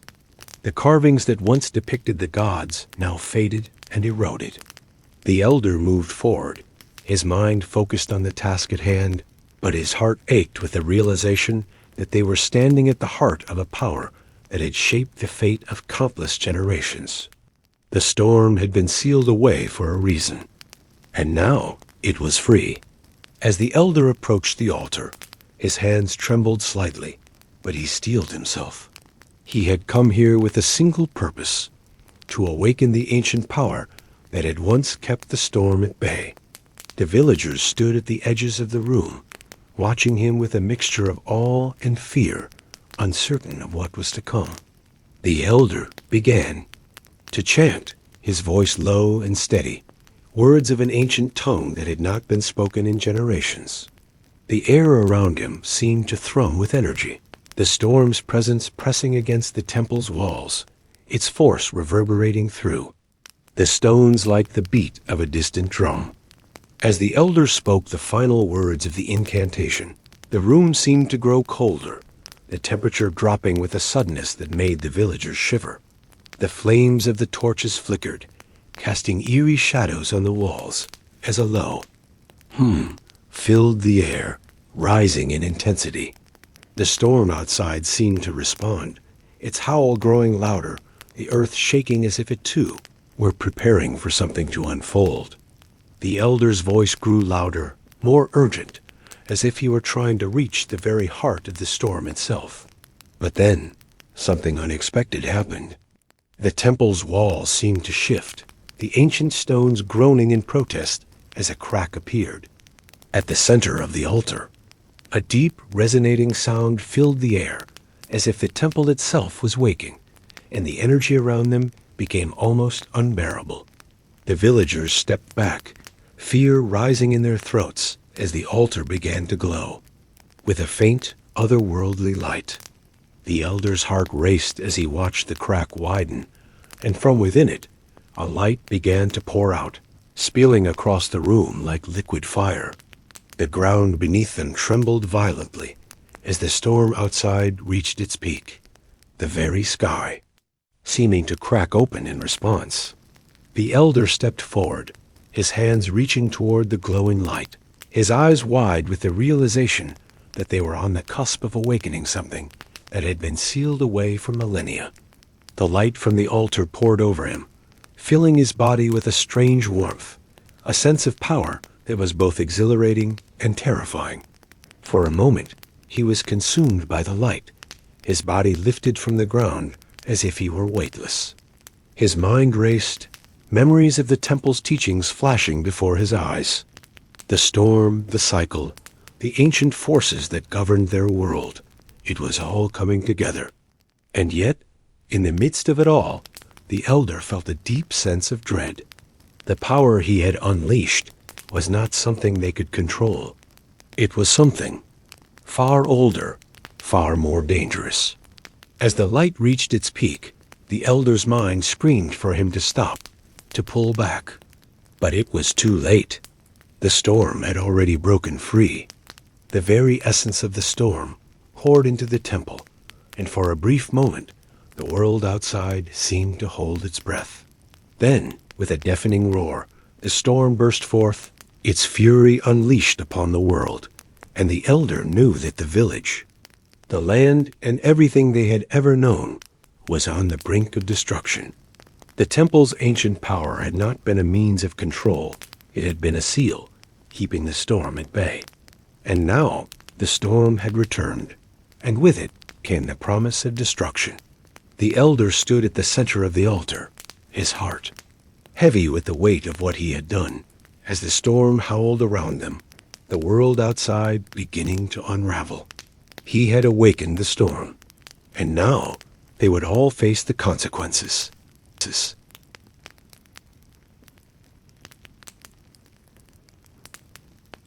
The winds howled through the village with an intensity the people had never felt before, as if the very air itself had turned against them.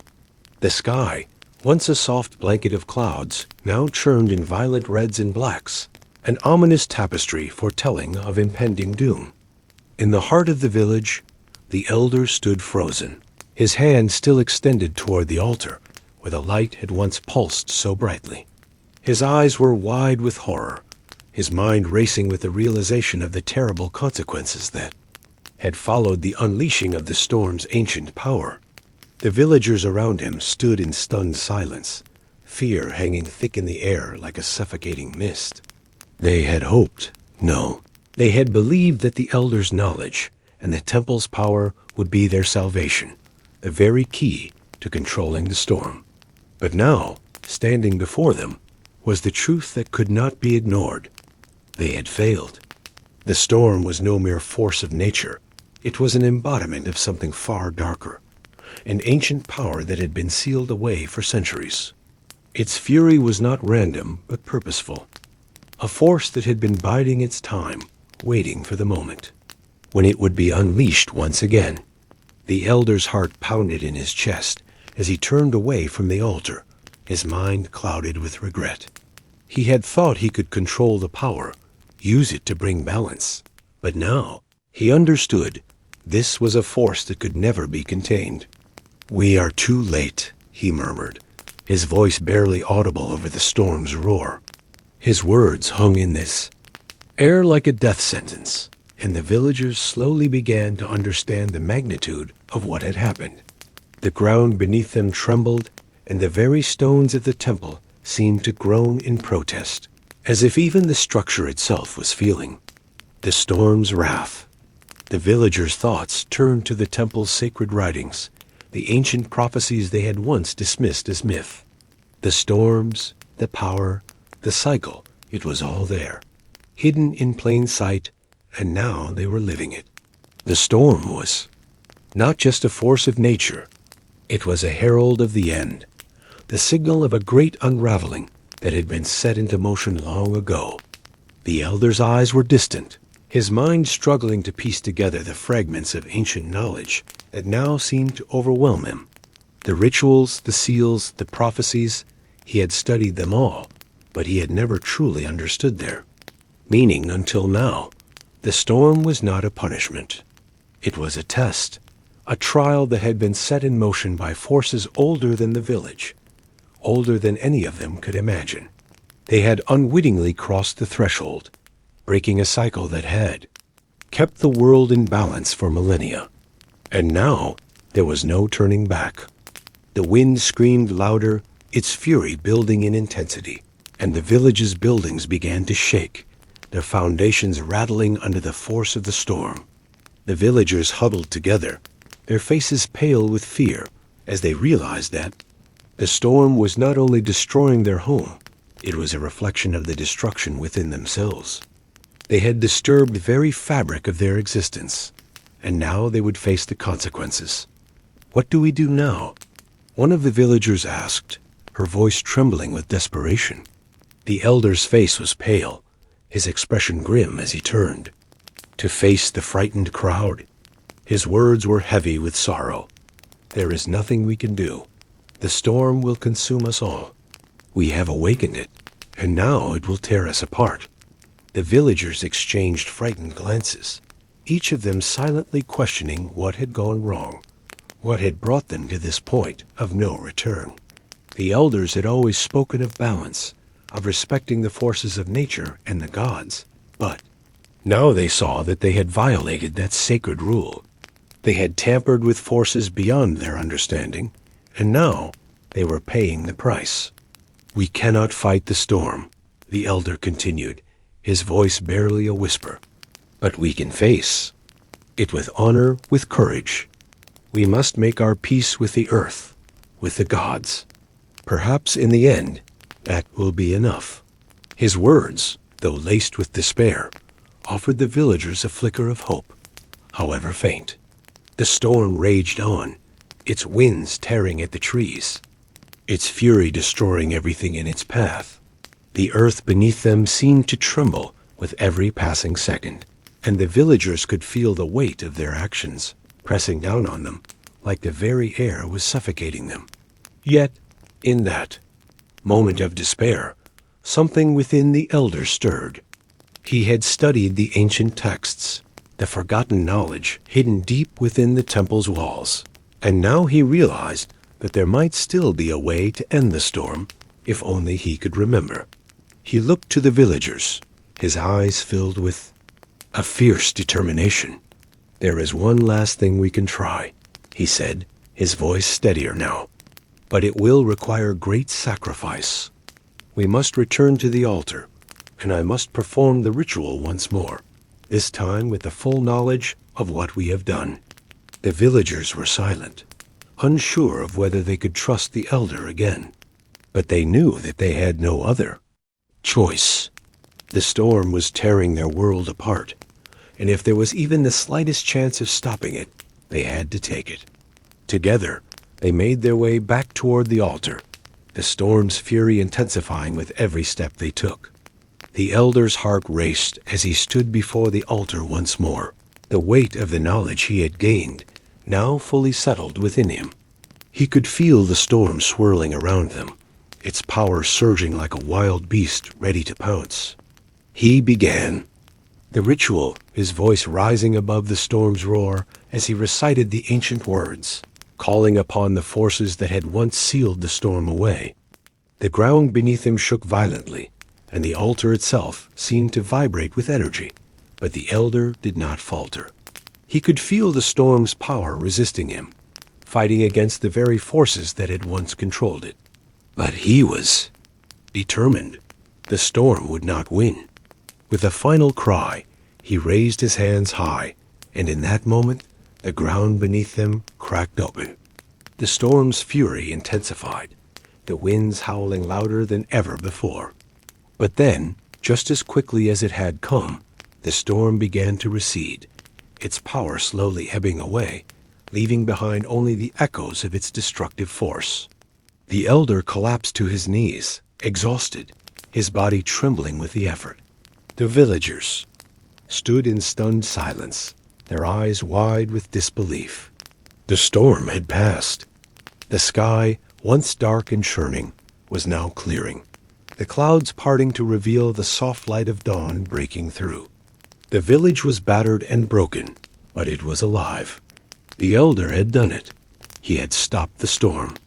But in that moment, as the villagers gathered around him, there was no joy, no celebration, only the realization that they had faced the storm, and it had changed them forever.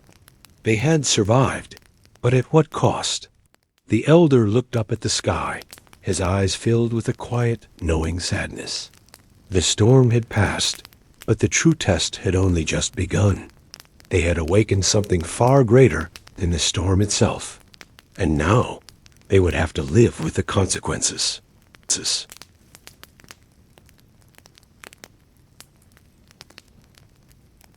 The village, once a thriving hub of activity and warmth, now stood eerily silent, its foundations shaken by the storm that had come and gone with such ferocity. The villagers had gathered in small groups, their faces drawn with exhaustion and fear, yet there was a glimmer of something else in their eyes, uncertainty, as though they couldn't truly comprehend what had transpired in the wake of the storm's passing. The elder, whose strength had been the anchor in the darkest moments, stood apart from them, his back to the ruins of the temple. His weathered hands gripped his staff tightly, knuckles white with the strain, as he gazed toward the horizon. The storm had receded, but the air still felt thick, charged with an uneasy energy that refused to dissipate. The sky, once a swirling tempest of red and black, now hung heavy with an oppressive stillness, the clouds retreating into soft shades of gray. It was as if the land itself was holding its breath, waiting for something, waiting for the next sign of what was to come. What now? One of the villagers asked, her voice breaking the silence that had settled over them. The elder turned slowly to face her, his gaze distant, as if seeing something far beyond the village, far beyond the present moment. What now? He echoed softly, his voice low, almost lost in the wind that still whispered around them. Now, we wait and we prepare. The words hung in the air, heavy with their implications. They had survived the storm, but in doing so, they had unleashed something far more dangerous. The elder had glimpsed it in the storm's fury, something ancient, something deeply rooted in the land itself, stirring beneath the surface. The storm had been only the beginning, a herald of a deeper, darker force that was beginning to stir once more. He had hoped in his heart that by performing the ritual, they might have sealed away the power forever. But deep down, he knew the truth. The power had never truly been gone. It had merely been waiting for the right moment, for the right trigger. And now it was awake again. The villagers, sensing the gravity of his words, exchanged uneasy glances, their faces etched with confusion and fear. "What do you mean, prepare?" one of them asked, their voice trembling. "What are we preparing for?" The elder hesitated for a moment before speaking, his gaze shifting between the villagers as if weighing his words carefully. The storm was not an accident. It was not random. It was a test, a warning that something is coming, something that we cannot stop. His words sent a shiver through the group, and a ripple of unease spread through them. The village had always been safe, sheltered from the outside world, hidden away in the embrace of the forest and the mountains. But now, that safety felt like a distant memory, something they had taken for granted, something that could easily be ripped away. "What do you mean by something is coming?" the same voice asked, a note of desperation creeping into it. The elder's eyes hardened, the weight of the years and the knowledge he carried pressing down on him. The storm we faced was but a manifestation of the power that has always existed here, in this land, the land that we have lived on, protected for generations. But that power has been disturbed, and now it is awakening. We are not prepared for what is coming. We must act, and we must act quickly. Silence fell over the group once more, the weight of the elder's words sinking in. They had always believed that the forces of nature were something they could understand, something they could control. But now they were facing something far older, something that existed long before them, something that would not be easily subdued. The elder turned and began walking slowly toward the edge of the village, his steps heavy, as if carrying the weight of an impending doom. The villagers followed hesitantly, drawn by a mix of fear and the need for answers. "What do we need to do?" one of them asked, their voice shaky. The elder paused for a moment, looking out over the landscape, his eyes narrowing as he took in the view of the darkened sky and the trees that seemed to whisper with secrets long buried. "We need to gather what we have left. The storm may have passed, but the danger is not over. We must prepare for whatever comes next. We must find the old ones, the ones who know the land, the ones who understand the power we have disturbed. We must seek out the ancient temples, the forgotten places, where the power was once sealed away. And we must learn how to wield it, or we will not survive." His voice trailed off as he turned to face them, his expression grim. "We must face the storm again, not as survivors, but as warriors." The villagers stood still, processing his words, the magnitude of their situation settling over them like a heavy cloak. They had never thought of themselves as warriors. They were farmers, craftsmen, fishermen, simple folk living off the land. But now they were being asked to step into a role they had never imagined for themselves. They were being asked to fight, to stand against the ancient forces that had been stirred, and to protect the village that had been their home for so long. "Are you sure we can do this?" another villager asked, his voice barely above a whisper. "Can we really fight something like this?" The elder's eyes were filled with an ancient wisdom, the weight of countless years of knowledge resting on his shoulders. "We have no choice," he said quietly. "If we do not, the land will be consumed, and everything we hold dear will be lost." With those final words, the elder turned and began to walk away, his staff tapping against the ground with a slow, steady rhythm. The villagers watched him for a moment, before one by one they followed, their footsteps hesitant but determined. The journey ahead was unknown, and the dangers they would face were greater than anything they had ever encountered. But they had no choice. The storm had awakened something, and now they would have to face the consequences. As they made their way through the village, they could feel the weight of the elder's words pressing down on them, like an invisible force urging them forward. The storm was not over, and neither was the struggle for survival. But the villagers were ready, or as ready as they could be. With every step, They moved further into the unknown, prepared to face whatever came next.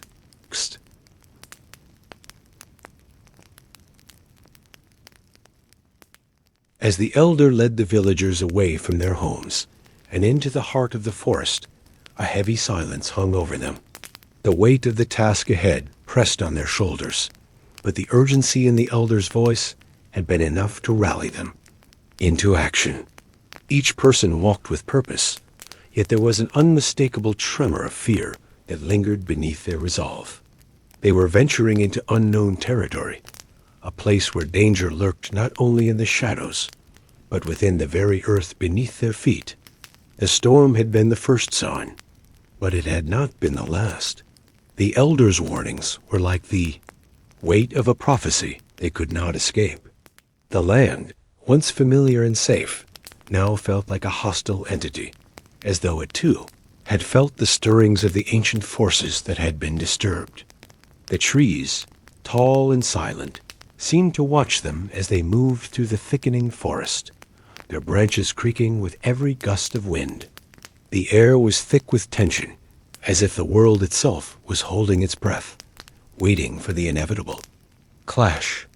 The elder moved ahead, his pace steady despite the difficult terrain, his eyes fixed on a point in the distance that no one else could see. The villagers followed in his wake, their faces drawn with exhaustion, but their steps quickening as they neared the edge of the forest. They had traveled for hours, and the sun was beginning its descent, casting long shadows across the path they had taken. The sense of urgency grew as they neared their destination, the elder's grim expression never wavering. "We are almost there," he said quietly, his voice barely audible over the rustling of the leaves. "But remember, what we seek is not easily found, and the journey will test us all." No one spoke, but the tension in the air was palpable. They knew that whatever lay ahead would demand everything from them: strength, courage, and perhaps even something more than they were willing to give. As they approached a clearing, the first signs of the ancient temple began to emerge from the shadows. The stone walls, weathered and covered in moss, stood in stark contrast to the living trees around them, as though the forest had grown up around it, unwilling to let the temple fade completely into memory. The villagers halted as the elder stepped forward, his eyes scanning the ruins before him. "This is where it begins," he said softly, almost as if speaking to himself. "The power that has been dormant for so long lies here, waiting to be unlocked. But the cost—" His voice trailed off, and the villagers exchanged uneasy glances. They had heard of the temple in stories, whispered warnings about the ancient power it held, but none of them truly understood the danger it posed. Not until now. "The storm was only the beginning," the elder continued, his voice growing firmer. "We must enter this place and confront what has been awakened. Only then will we have a chance to stop it." The villagers nodded, some more reluctantly than others. They knew that they had no choice but to press forward. The fate of their home, their families, and everything they held dear rested in their hands. The elder moved toward the entrance of the temple, his steps slow and deliberate. The stone doors, heavy and intricately carved with symbols none of them recognized, loomed before them like a barrier they could not get across. The air around them seemed to thicken, as if the temple itself were aware of their presence, waiting for them to make their move. With a deep breath, the elder placed his hands on the massive stone doors, his fingers brushing the ancient carvings. A low hum resonated from the door, as if the very stone was coming to life under his touch. The villagers tensed, their hands instinctively reaching for the weapons they carried, though none knew what they might face inside. The elder's eyes closed for a moment as he whispered something under his breath, a prayer or incantation that none of them could hear. Then, with a sudden shift of his body, he pushed the doors open. The sound of grinding stone filled the air, the heavy doors sliding slowly apart to reveal a darkness that stretched deep into the heart of the temple. A chill swept through the clearing, and the villagers hesitated, the weight of what they were about to face settling heavily on them. "Stay close," the elder commanded, his voice now echoing through the darkness. "Do not stray from the path." They stepped forward, one by one, into the temple's depths. The air inside was cool and musty, and the scent of earth and old. Stone filled their nostrils. The only light came from the faint glow of the elder's staff, which illuminated their surroundings in an eerie, dim light. The walls were adorned with faded murals and carvings, their details worn away by time, but still holding a strange, otherworldly beauty. As they moved deeper into the temple, the silence became more pronounced. The only sound was the soft echo of their footsteps, as if the very temple was absorbing the noise, holding it in a grip of ancient power. The path ahead wound downward, spiraling deeper into the earth, until they reached a vast chamber, its size overwhelming even the elder. The walls of the chamber were lined with more carvings, but they seemed different, darker, more twisted, as though the very energy of the place had changed over the centuries. At the center of the chamber stood a pedestal, and on it a dark crystal pulsed with an eerie, unnatural light. The crystal seemed to draw them in, its power radiating out in waves that made their hearts race and their breath catch in their throats. "This is it," the elder whispered, his voice barely audible. "The heart of the power we have disturbed." The villagers stood frozen, unsure of what to do next. The elder moved forward, his steps slow, as though the air itself were growing heavier with each one. He reached out to touch the crystal, his fingers trembling as they brushed its surface. The moment his skin made contact, a blinding flash of light erupted from the crystal, filling the chamber with a brilliance that left them all momentarily blinded. When the light subsided, they were no longer alone. Figures, dark and formless, stood in the shadows of the chamber, their eyes glowing with an unnatural light. The villagers recoiled in fear, realizing they were not facing a physical enemy, but something much older, something that had been watching them all along. The elder turned toward them, his face filled with a mixture of dread and determination. "This is the price," he said, his voice carrying the weight of centuries. "We must face them now, or they will consume everything."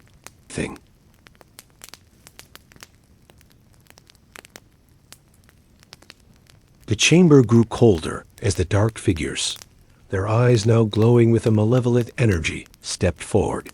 The very air in the temple seemed to hum with the power emanating from the crystal at the center, its pulsing light flickering like the heartbeat of some ancient, restless creature. The villagers, once filled with determination, now felt their courage falter. It was as though the walls themselves had closed in on them, and the oppressive darkness of the chamber was swallowing them whole.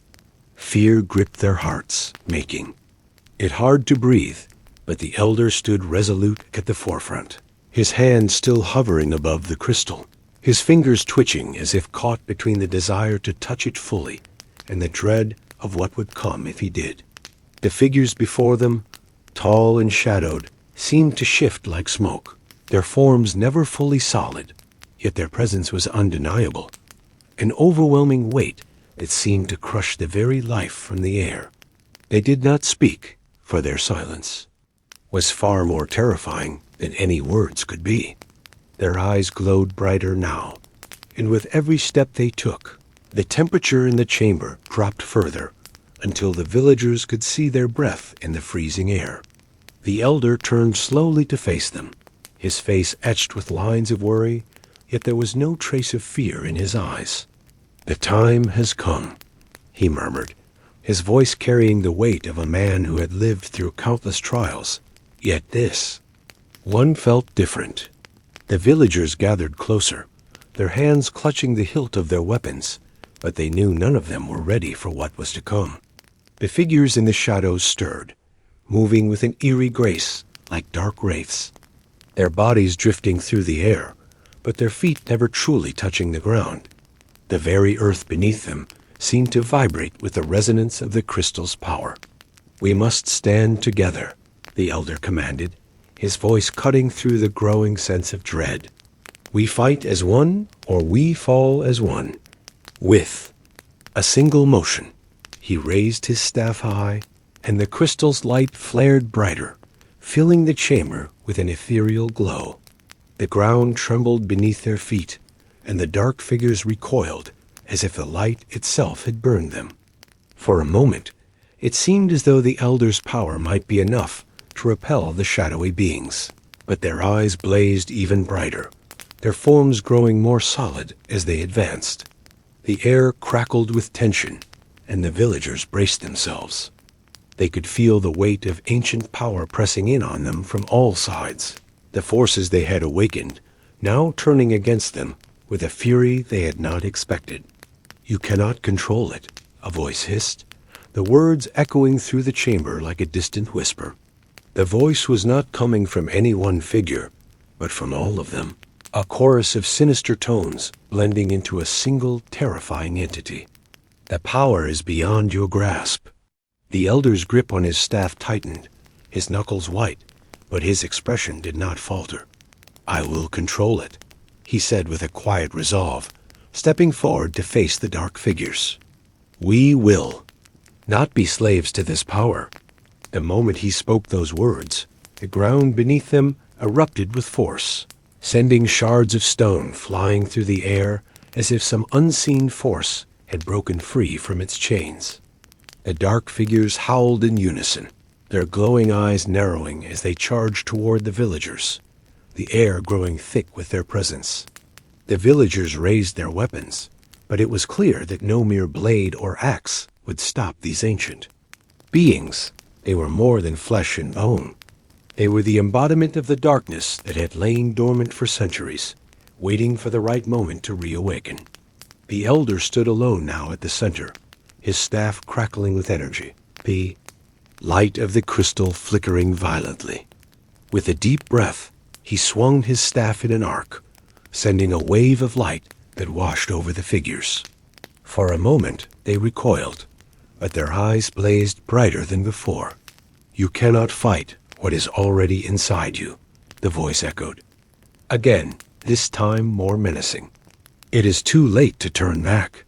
The villagers watched in horror as the shadows began to twist and change, their forms becoming more fluid, more real. The air seemed to thicken, suffocating them with each passing second. In the midst of the chaos, the elder raised his hand, summoning a final, blinding flash of light from the crystal. It exploded outward like a tidal wave of pure energy, crashing into the dark figures with a deafening roar. The shock wave pushed the villagers back, throwing them to the ground, but the elder stood firm, his eyes locked onto the dark figures as they disintegrated into ash and smoke. The chamber fell silent once more. The ground beneath their feet was still trembling, but the oppressive darkness had lifted, replaced by a strange calm that settled over the ruins like a heavy blanket. The villagers slowly rose to their feet, their bodies battered, but their spirits unbroken. They looked to the elder, whose face was ashen, his strength clearly drained by the effort. The staff in his hand now flickered weakly, and his breath came in ragged gasps. "It is done," he whispered, but even as he spoke, the uncertainty of their victory hung in the air. The crystal, now dim and lifeless, lay in the center of the chamber, its power seemingly spent. But the elder knew that their battle was far from over. The temple had been sealed, but the forces they had disturbed were not so easily contained. It was only a matter of time before another storm would rise, and they would have to face it once more. He turned to the villagers, his face weary but resolute. "We may have won today," he said softly, "but the true test is still ahead. The world has changed, and we must be ready for whatever comes next." The villagers nodded in understanding. They had come this far together, and they would stand together again when the storm returned. But for now, the battle was won, and the darkness had been repelled. They had earned a brief respite, and they would use it to gather their strength for what lay ahead. The elder turned toward the exit, the villagers following in his wake, their steps slow but purposeful. The temple had given them its warning, but they had learned something more valuable in the process. The power to resist the darkness lay within them all, and they would carry that lesson into the unknown future, ready for whatever came next.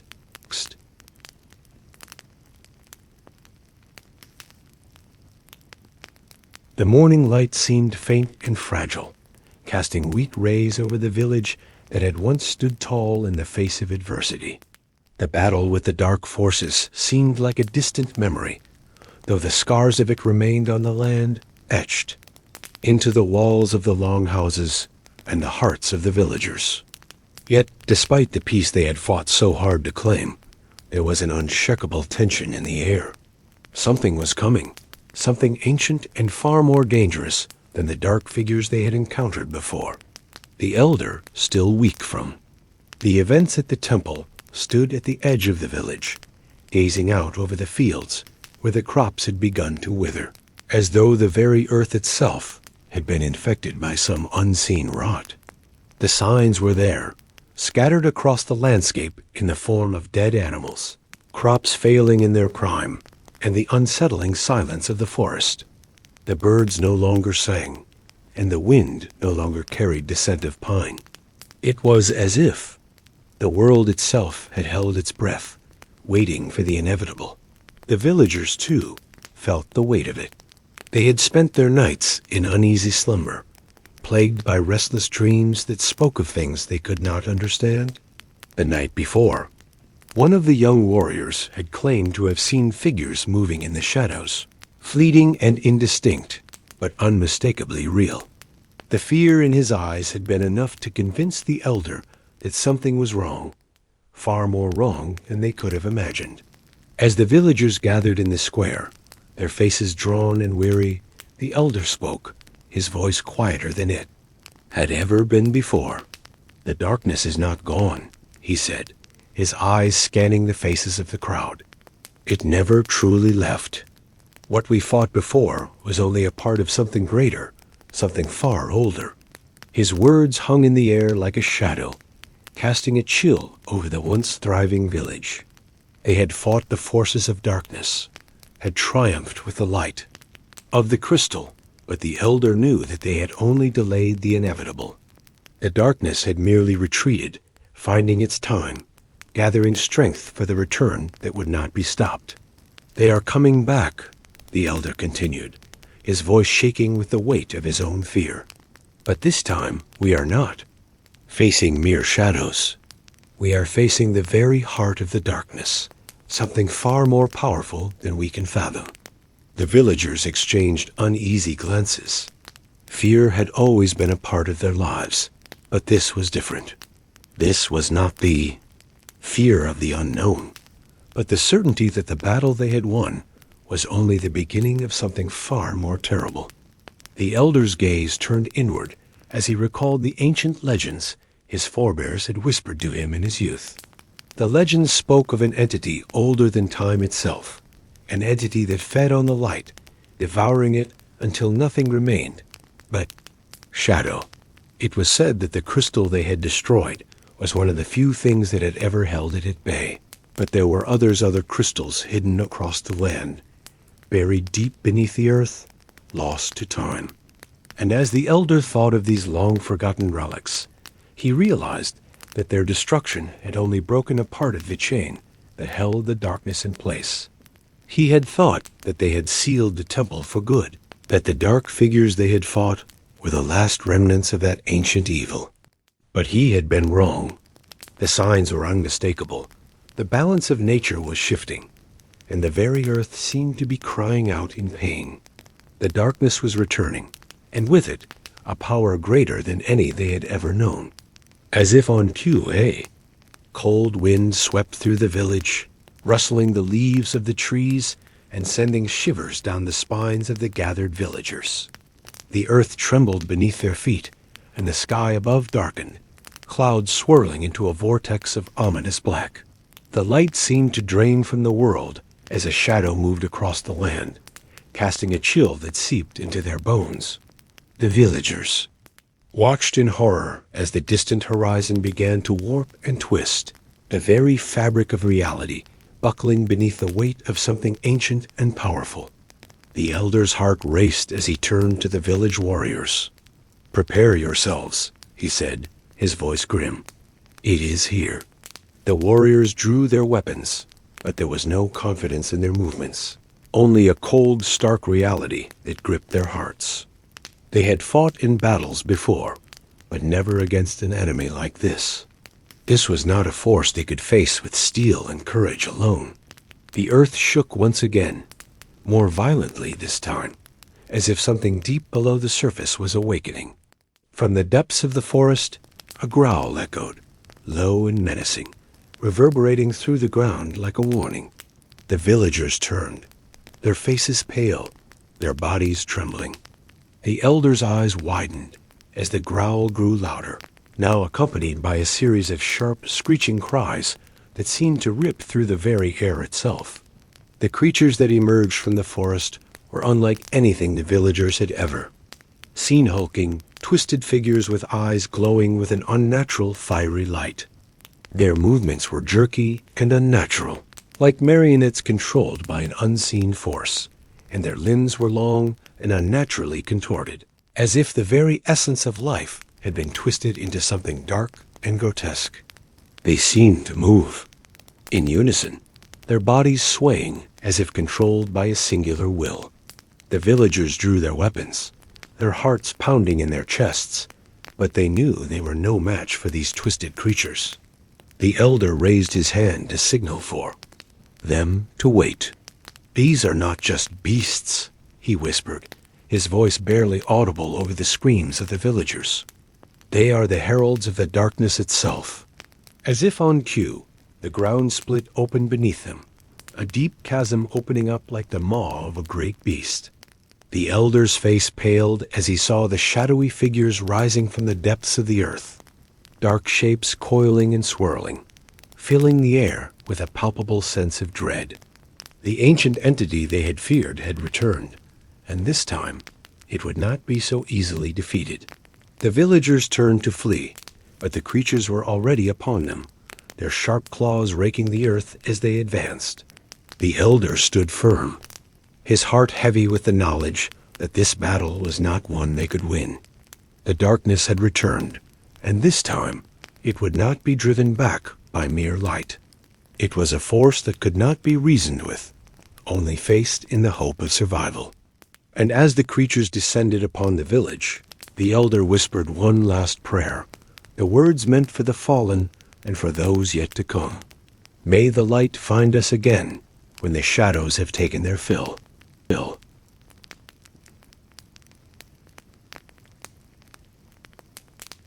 The storm had been gathering for days, but now, as the sun dipped beneath the horizon, it could no longer be ignored.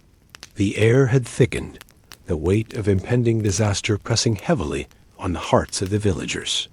The once serene landscape had transformed into a scene of foreboding clouds, twisted and churned in the sky, their blackened forms lit by occasional flashes of lightning that cast eerie, fleeting shadows over the land. The wind howled as though it carried the voices of the long dead, warning those who dared to listen of the terror that was soon to come. The elder stood at the village's edge, his weathered face grim as he surveyed the turbulent sky. His mind raced with ancient wisdom, but even his experience told him that this storm was not of nature's making. It was a harbinger of something far darker. Something was coming, something that would not just break the village, but would tear apart everything. The people held dear. As the winds picked up, the villagers scrambled to secure their homes, their faces drawn with fear and uncertainty. There was no longer any doubt in their minds that the darkness was returning in full force, stronger than ever before. The young warriors, who had once fought bravely alongside their elders, now found themselves grappling with a sense of dread that they could not shake. No amount of training or courage seemed enough to face the storm on the horizon. Even the bravest of them hesitated, their eyes searching for a sign that would tell them what to do next. But the elder's heart was heavy with the knowledge that no sign would come. The battle had already begun, and it would not be won by mere force or will. The villagers, exhausted from their previous struggles, gathered in the longhouse, there, spirits weighed down by the foreboding sense that this time they would not be able to overcome the darkness. They huddled together, seeking comfort in each other's presence. But even as they did, the sounds of the storm outside grew louder, as if urging them to prepare for the worst. The flickering light of the hearth cast strange shadows across their faces, making the walls of the longhouse feel as though they were closing in on them. As the wind outside screamed through the trees, a distant rumbling could be heard, like thunder growing closer with each passing moment. The elder, who had remained silent up until this point, finally spoke, his voice soft but heavy with sorrow. "We have seen this before," he said, his words barely audible above the roar of the storm. "The shadows come when they are ready, when they know they have grown strong enough to claim what was once theirs." He paused, his gaze distant, as though he was seeing something far beyond the confines of the room. "But we are not powerless. We have fought them before, and we will fight again." His words were meant to bring comfort, but they fell flat in the face of the overwhelming terror that gripped the villagers. They had fought before, yes, but had they truly won? Or had they simply delayed the inevitable? The elder's heart twisted. With the knowledge that they had not truly defeated the darkness, they had only managed to push it back for a time. The storm outside had become a reflection of the darkness within, and as the wind howled through the village, the elder knew they were all at its mercy. The villagers turned to him for guidance, but the elder had no easy answers. His age and wisdom could only offer so much in the face of such an overwhelming force. He had seen the darkness in his youth, had heard the whispers of the ancient gods, who spoke of the coming storm. But the legends had never been clear on how to stop it, only that it would one day return, bringing with it a power that no mortal could stand against. The storm outside grew more violent, the earth beneath the village trembling as if in warning. The villagers, despite their fear, knew they had little time left to prepare.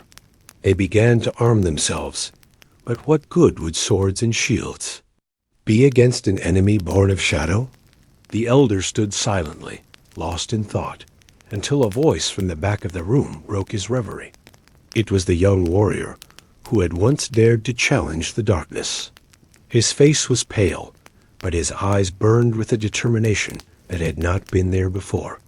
"We may not have the power to defeat them outright," he said, his voice steady, "despite the terror that gripped the village, but we can still stand against them. We can fight with everything we have." The elder turned to him, his gaze softening. The young warrior had always been one to challenge tradition, to push beyond the limits of what others thought possible. Perhaps there was more strength in his words than he had realized. The elder nodded slowly, his face set with resolve. "Yes," he said, "we will stand together. We will fight with everything we have, and we will not let them take our homes, our families, our lives." The village seemed to hold its breath, the air thick with the weight of his words. The storm outside seemed to pause for a moment, as though it too was listening. But it was only for a moment. The wind howled once more, and the first of the dark figures appeared on the horizon, moving with an unnatural speed and grace. The shadows were coming, and this time they would not be stopped so easily. The villagers gathered their weapons, their faces set in grim determination. The elder's heart pounded as he turned to face them. "Prepare yourselves," he called, his voice ringing through the longhouse. "The time has come to face the storm." The first of the shadows reached. The village, its form indistinct, like a shifting mass of smoke and mist. It moved toward the longhouse with purpose, and the villagers, armed with spears and swords, rushed to meet it. They fought with all the strength they had left, but the shadows seemed to shift and melt with every strike. It was as though they were fighting against the very fabric of reality itself. Despite their courage, the villagers knew they were no match for this force. The elder stood at the front of the longhouse, watching as the villagers fought with everything they had. But even as they battled, he knew the truth. The storm was here, and it was unlike anything they had ever faced before. The shadows were not merely creatures to be killed. They were the embodiment of something older, something deeper. They were not just attacking the village. They were erasing it from existence. And the elder knew, deep in his heart, that the fight for survival had only just begun.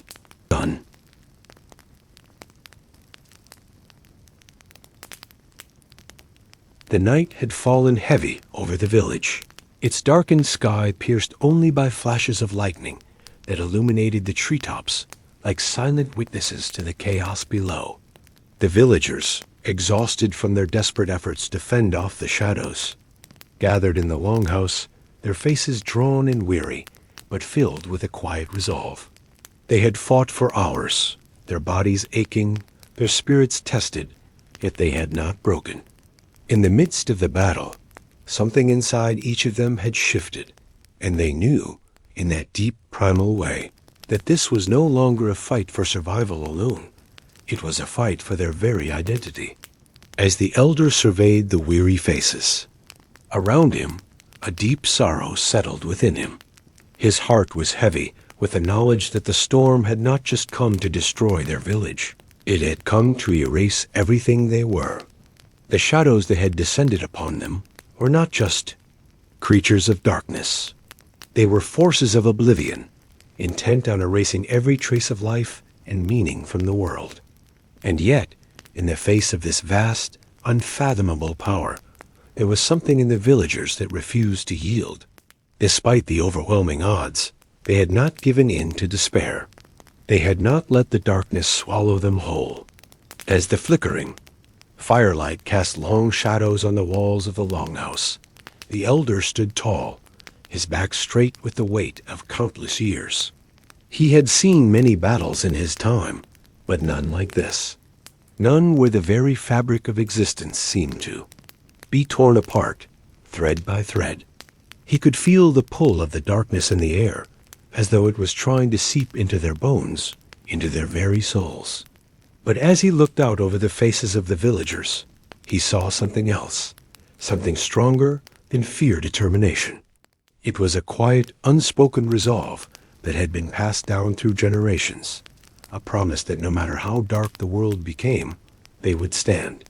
They would fight. They would endure. The storm outside raged with unrelenting fury, the wind whipping the trees in wild, chaotic patterns, but within the longhouse there was a strange stillness. The villagers knew that this was not just the storm that nature had created. It was a storm born of something much older, much more powerful. The darkness was not just a physical threat. It was a force that threatened to swallow the world whole, to plunge everything into a void when nothing remained. And yet, despite this overwhelming force, the villagers refused to bow to it. They gathered around the hearth, their hands gripping weapons that had once been used to protect their homes, their families. But now, they held them with the knowledge that their fight was against something far beyond anything they had ever faced.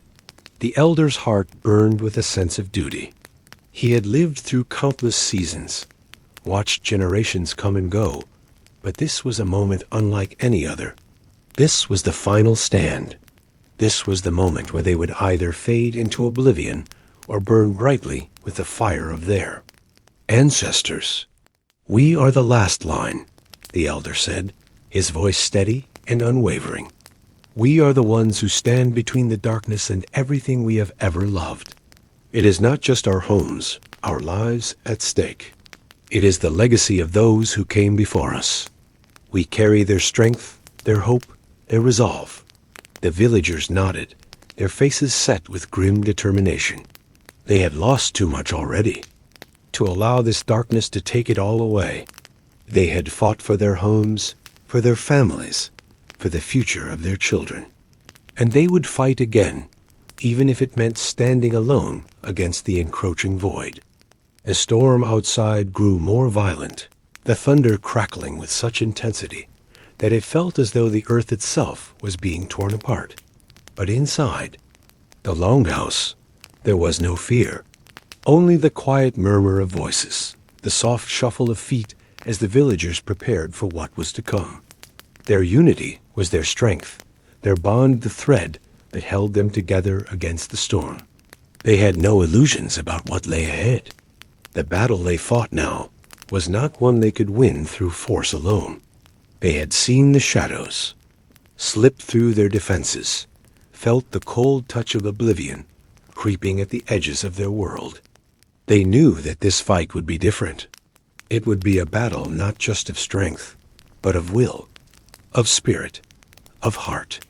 And yet, despite the overwhelming odds, they held fast to the belief that their story was not finished. At the darkness, no matter how vast, could not extinguish the light within them. As the first of the shadows approached once more, the villagers braced themselves for the next wave. Their weapons were no longer just instruments of survival. They were symbols of their defiance, their refusal to be erased. The elder stood at the forefront, his hand gripping his staff with fierce determination. He had seen the darkest corners of the world, but he had never seen a darkness like this. And yet, he would stand against it, for as long as there was breath in his body. The villagers stood with him, their backs straight, their hearts steady. Together, they would face whatever came. The darkness was vast, but they were not alone. They had each other. They had their history, and they had their resolve. The shadows reached the village once more, swirling around the edges of their defenses. Like smoke, but this time, the villagers did not flinch. They did not step back. They stood firm, their hearts pounding with the knowledge that they were fighting not just for themselves, but for the future, for everything that had ever been. The storm raged outside, but within the longhouse, there was only silence. And in that silence, they found their strength. The battle was far from over, but it had only just begun. And as long as they stood together, they would never give in to the darkness. The storm had come, but it would not break them. They would fight, and they would endure. The village would stand, and no shadow, no matter how dark, would ever take that away.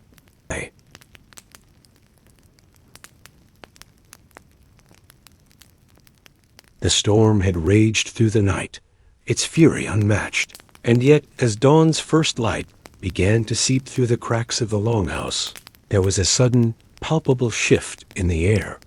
The villagers, exhausted and scarred from their relentless fight against the encroaching shadows, stood in the quiet aftermath, their hearts heavy with the weight of survival. The night had been long, filled with terror and confusion. But now, as the winds began to die down and the oppressive darkness lifted, there was a flicker of hope. The elder stood at the center of the longhouse, his eyes scanning the room. He had seen many battles in his time, many trials and tribulations, but none as fierce and unrelenting as the one they had just faced. And yet, despite the losses, despite the fear, there was something in the villagers' eyes that could not be extinguished. They were tired, yes, but they were not broken. The fire within them had not been snuffed out. It was a fire that had been passed down through generations, a flame that could not be quenched, no matter how fierce the storm. The elder felt a deep, profound sense of gratitude as he looked upon the people who had stood with him, who had fought with him. He knew that they had all faced the darkness together, and it was that unity that had seen them through. The storm had tested them in ways they had never imagined, but it had also shown them something profound. There was strength in their community, in their resolve, that no shadow could take from them. Slowly, he raised his hand, signaling for silence. The soft crackling of the dying fire in the hearth was the only sound that filled the room as the villagers turned their gaze toward him, waiting for the words that would come next. He could see the exhaustion in their faces, the weariness in their eyes, but there was also something else, something more powerful. Hope. "We have faced the storm," the elder said, his voice steady and clear, carrying through the room like a warm breeze after the coldest of nights. "We have stood in the face of darkness and fought for our homes, our families, our future. And now we stand on the other side." He paused, letting his words settle into the hearts of those around him. The room was still, save for the sound of deep breaths, the silent acknowledgement of the truth in his words. "This is not the end," the elder continued, his voice growing stronger with each word. "It is only the beginning. We have proven that no matter how dark the world becomes, we will not falter. We will not bend. We will stand." The villagers stood tall, their hands clenched into fists at their sides, their spirits alight with the energy of his words. They had faced their deepest fears and come out on the other side stronger than ever before. And they knew, deep in their hearts, that the storm would never break them. In the days that followed, the village began to heal, slowly but surely. The damage from the storm was great, but it was nothing compared to the strength they had found in each other. They rebuilt their homes, repaired their defenses, and slowly restored their sense of peace. The memory of the battle they had fought was etched into their minds, but it was not a memory of fear. It was a memory of strength, of unity, of an unyielding resolve to stand firm in the face of whatever challenges came their way. As the sun rose higher in the sky, casting its warm light across the village, the elder felt a deep sense of peace settle over him. The storm had tested them, but it had also shown them what they were truly capable of. And for the first time in a long while, he allowed himself to believe that the future would be brighter. The road ahead was not without its challenges, but with the strength of their community, they knew they could face anything. They had faced the darkness, and they had emerged victorious. As the villagers gathered in the longhouse that evening, their faces filled with quiet pride and determination, the elder stood once more at the hearth, looking out at the faces of those who had become more than just his neighbors. They were his family, and together they would face whatever came next. They had weathered the storm, and now they would rebuild. And in that rebuilding, they would find something even more powerful than the strength they had already proven. They would find hope. With the fire in their hearts, they would move forward, no longer as individuals, but as a united force. And as the first stars began to twinkle in the sky above, a new chapter in their story was born, one not of fear or despair, but of possibility and renewal. And for the first time in a long while, the elder smiled, knowing that the village, his village, was ready for whatever the world would throw at them. They had survived the storm, and in doing so, they had become unbreakable.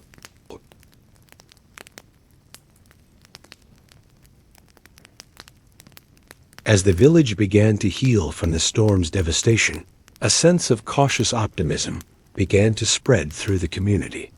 The earth had been scarred by the fierce winds and the relentless pounding of rain, but now, as the sun's warmth began to kiss the soil once more, there was a glimmer of hope.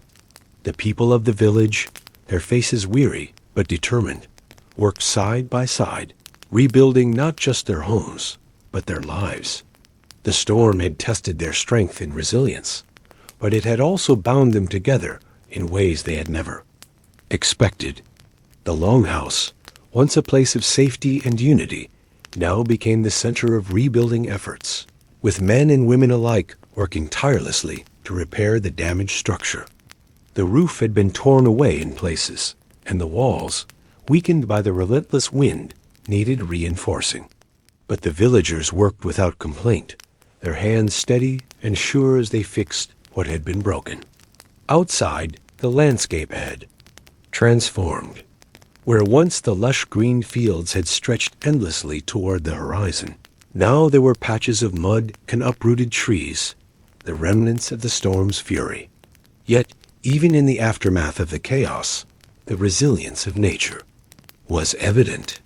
New shoots of grass began to emerge from the damp earth, and the first flowers of spring began to bloom, as if the land itself was rising from the ashes, determined to thrive once more. The villagers, inspired by the land's renewal, approached, their work with renewed vigor. The fields were plowed, the homes were rebuilt, and the sense of unity that had grown during the storm only deepened as the days went by. It was a slow process, but the village was healing, both physically and spiritually. The elder, who had watched the storms, both literal and metaphorical, pass through the village's history, knew that this rebuilding phase was not just about restoring what had been lost. It was about growing stronger, about forging something new from the trials they had faced. The storm had brought with it destruction, but it had also revealed the true character of the people. They had stood together, supported each other, and faced the darkness with courage and strength. Now it was time to build a new future, one that acknowledged the past but was not bound by it. As the village began to take shape once more, the elder took it upon himself to remind the people of their strength, not just in their physical labor, but in their spirit. The trials of the past had been harsh, but they had also provided the foundation for something more meaningful. The community's resilience was not just a reaction to the storm.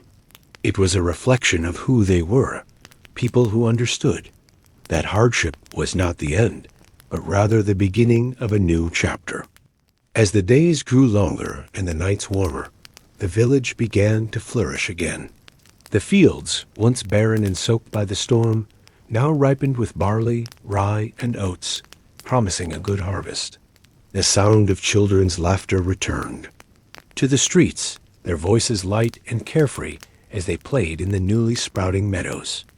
The markets, once quiet, began to bustle again with the exchange of goods, and the fires of the longhouse burned brighter as the people gathered to share stories, food, and warmth. The rebuilding was not just about physical structures, but about rebuilding their faith in each other and in themselves. The elder, standing at the edge of the village, watched it all unfold before him. He had seen many seasons pass, and while each one brought its own challenges, this one felt different. There was a sense of peace now, a quiet assurance that the village had weathered the worst and had come out stronger on the other side. He thought about the sacrifices that had been made, the lives lost, and the love that had held the community together. And as he watched the people work together to restore what had been broken, he felt a sense of profound gratitude. The storm had brought them to the brink, but it had also shown them what they were capable of when they stood together. It was a lesson they would carry with them into the future.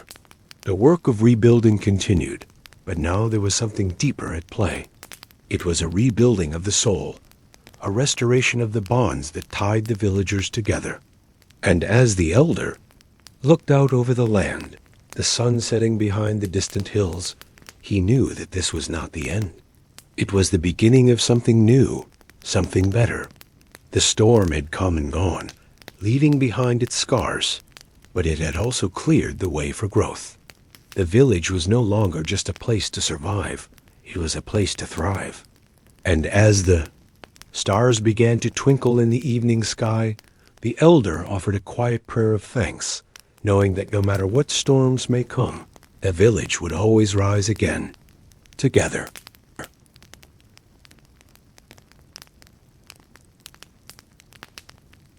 The warmth of the past few weeks was slowly fading, and the first hints of winter began to creep into the village.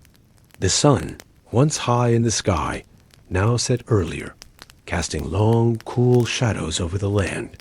The air grew crisp, carrying with it the scent of fallen leaves and the promise of frost. The villagers, who had worked tirelessly to rebuild their homes and fields, now turned their attention to preparing for the coming cold. It was a time for reflection, as the earth seemed to slow down in preparation for the harsh months ahead. The fields that had once been ripe with barley and rye were now barren, the last remnants of the harvest safely stored away in the village barns. The villagers had worked hard to ensure that there would be enough food to carry them through the winter. Root vegetables were carefully stored in the cool earth, while salted fish and dried meats hung from rafters, waiting to be eaten in the months to come.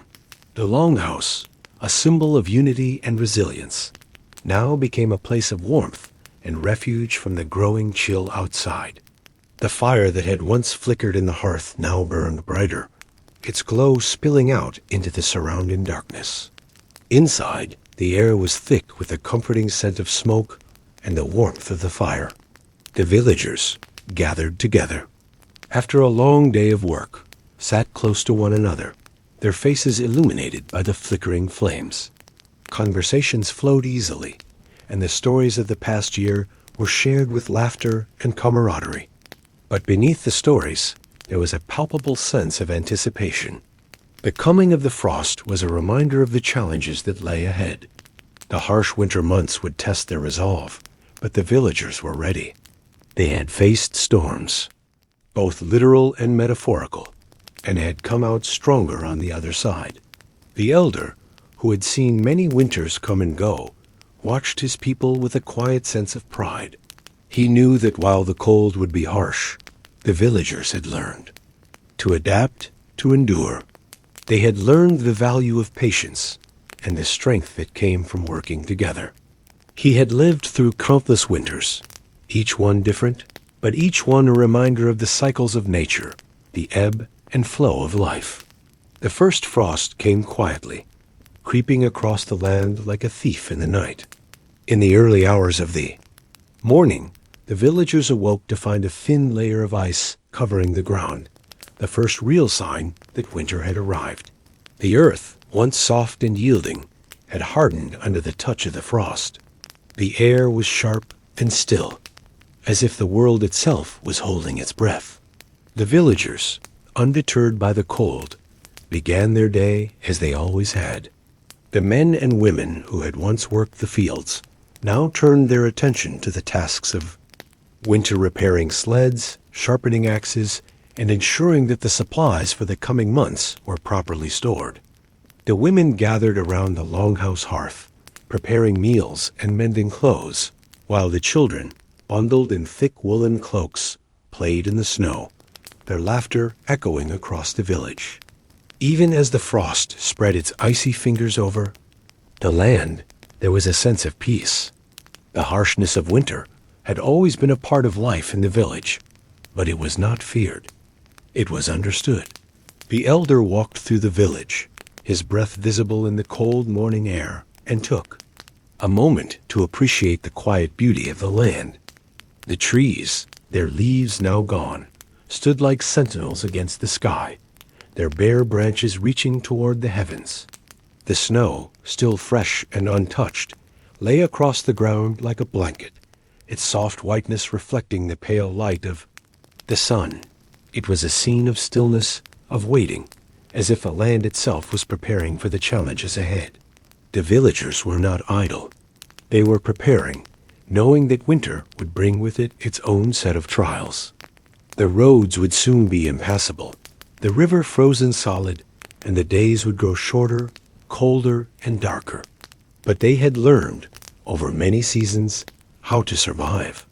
They had learned to rely on each other, to share what they had, and to make do with what the land offered. It was a quiet time, a time for reflection and preparation. The first snowfall had come and gone, but the frost remained, a constant reminder of the season's power. The villagers knew that they had to remain vigilant, to prepare for what was to come. Yet there was no panic, no fear. The frost, while harsh, was also a time for renewal. It was a time to slow down, to reflect, and to honor the past. The winter months were long, but they were also a time for rest and rejuvenation. The work of the harvest was behind them, and now it was time to care for one another, to share stories. by the fire to rebuild strength for the challenges of the coming months. The elder, ever wise, watched his people with quiet contentment. He knew that the frost would come again, and that the challenges of winter would test them once more. But he also knew that the villagers, with their strength and unity, would face whatever came with courage and determination. As the sun set behind the hills, casting long shadows over the village, the elder felt a sense of peace settle over him. The frost, while cold and unyielding, was a part of the cycle of life, and in the quiet, cold of the evening, he knew that the village would endure. They would face the challenges of winter, just as they had faced the storms of the past. Together.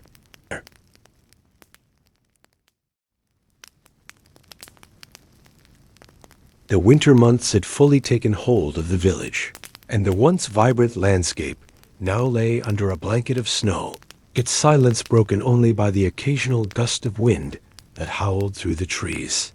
The ground, now frozen hard, was a reminder of nature's power and its ability to shape the lives of those who lived in its grasp. The villagers had grown accustomed to the biting cold and the short days, yet the challenges of winter weighed heavily on their hearts.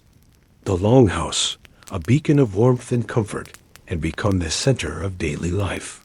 It was there that the villagers gathered to share meals, tell stories, and find solace in one another's company. The fire in the hearth burned brightly, its crackling flames offering the only warmth in a world that had become harsh and unyielding. The thick wooden walls of the longhouse provided a sturdy shelter, but they also served as a reminder of the vulnerability of their existence. Outside, the wind blew relentlessly, pushing the snow into drifts that seemed to grow taller with each passing day. The sky, once a brilliant blue in the fall, was now a constant gray, with the sun barely rising above the horizon before sinking back into the cold embrace of the night. It was a time when the villagers had to rely on their resilience and the bonds they had forged over the years. The elder, whose face was now etched with the wisdom of many winters, had seen the village face hardships before. He knew that this season, though harsh, would pass. Yet the cold seemed to press in on him more heavily this year. His bones ached with the weight of the cold, and his heart felt the heaviness of the long months ahead. But still he carried on, leading the village with the quiet strength that had been his guiding force for so long. The villagers, too, carried on, though the work of winter was not easy. The men spent their days tending to the animals, ensuring that they had enough feed to survive the cold. They chopped firewood, carried supplies, and kept the paths clear of snow. The women, equally tireless, continued their daily routines, cooking meals, mending clothes, and ensuring that the children remained safe and warm. The children, in their innocence, found joy in the simple pleasures of winter.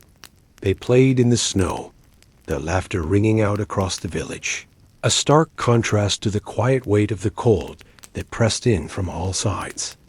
The snow seemed to hold everything in its grip, every tree, every building, every person. But even in the face of the season's harshness, there was a sense of unity. The longhouse became a sanctuary, where the villagers would gather in the evenings, their voices rising in quiet conversation or the soft hum of songs. The firelight would dance across their faces, and for a few hours, the outside world seemed to fade away. The cold was still there, lurking just outside, but inside the warmth of the fire, they were safe. The village elder had always believed that winter was not only a time of hardship, but also a time for reflection. In the long, dark nights, when the world outside seemed to sleep, the villagers had the opportunity to reflect on their lives, their ancestors, and the cycle of life that they were a part of. It was a time to rest, to recharge, and to prepare for the spring that would eventually come. But as the days wore on, even the elder could feel the weight of the cold creeping into his bones. His once strong legs now moved slowly, and his breath, came in short bursts. He had lived through countless winters, each one a test of endurance, but this one felt different. The cold seemed to settle deeper into the village, its grip tightening with each passing day. Still, the elder pushed forward, determined to fulfill his role as the leader of his people. He knew that the winter would not last forever, and with it would come the promise of renewal. As the days stretched into weeks, the villagers continued their routines, never losing sight of the hope that the winter would eventually end.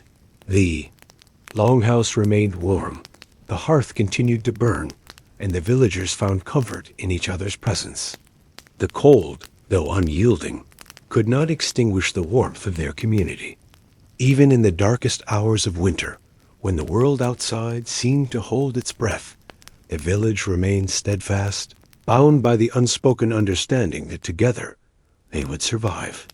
Each day, the elder would walk the village, checking on the homes of the villagers and offering words of encouragement. He knew that their resilience would carry them through the long months ahead. They had faced so many challenges together before: floods, droughts, sickness, and they had always emerged stronger. This winter would be no different. But as the days passed, the elder's strength began to fade. The cold gnawed at him, and the weight of the seasons he had lived through pressed upon him more heavily than ever. He knew that his time was nearing its end, but he was at peace with that. He had lived a full life, one rich with stories, wisdom, and the satisfaction of seeing his people thrive. He had passed on everything he could to the next generation, and he was content knowing that they would continue on without him. On one particularly cold night, as the wind howled outside and the snow piled up around the village, the elder sat by the fire in the longhouse, his eyes closed, his thoughts drifting. He could hear the quiet chatter of the villagers around him, the soft crackle of the fire, and the occasional laughter of the children. His heart swelled with pride for the community he had helped guide. The winter would end, and spring would come once more. The earth would thaw, the rivers would flow, and life would begin again. And when that time came, the elder knew that the village would rise up, stronger than ever. With that thought, he closed his eyes, his breath slowing as the warmth of the fire embraced him, and he drifted into the peaceful rest he had earned. The cold outside, though relentless, had no power over him anymore. He was ready for the next journey, knowing that his people would carry on, just as they always had. And in that peaceful silence, the winter held the village in its grasp, but the villagers, strong, united, and resilient, held each other even tighter.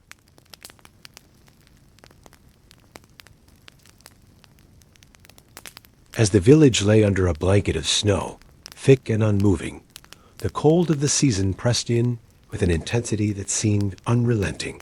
The longhouse, usually a beacon of warmth and light, stood dim in the pale glow of a weak fire, its hearth, struggling to ward off the chill that had seeped into every crack and crevice. Outside, the wind howled through the pines, their boughs heavy with snow, bending under the weight of the season's fierce grasp. Yet inside, the villagers gathered around the hearth, seeking solace in the company of one another, their voices low as they spoke of the past, of what was lost, and of what they feared might never return. It was a time of reflection, a time when the dark days stretched far beyond the usual span, and the night seemed to swallow the day whole, leaving them with nothing but the firelight and their thoughts. The village, once bustling with the energy of the harvest and the promise of spring, now seemed like a memory, a fading echo of something long past. The hunters who had once ventured far and wide had returned with fewer catches, and the fields that had once yielded enough grain to feed them all were now bare, the earth frozen and unyielding. Even the livestock seemed to grow quieter, their breaths rising in clouds of vapor that quickly dissipated in the frigid air. The land itself, once a living, breathing entity, seemed to have entered a deep slumber, waiting for the return of warmth. Yet in the quietude of this long winter, a sense of unrest began to take root among the people. Whispers floated through.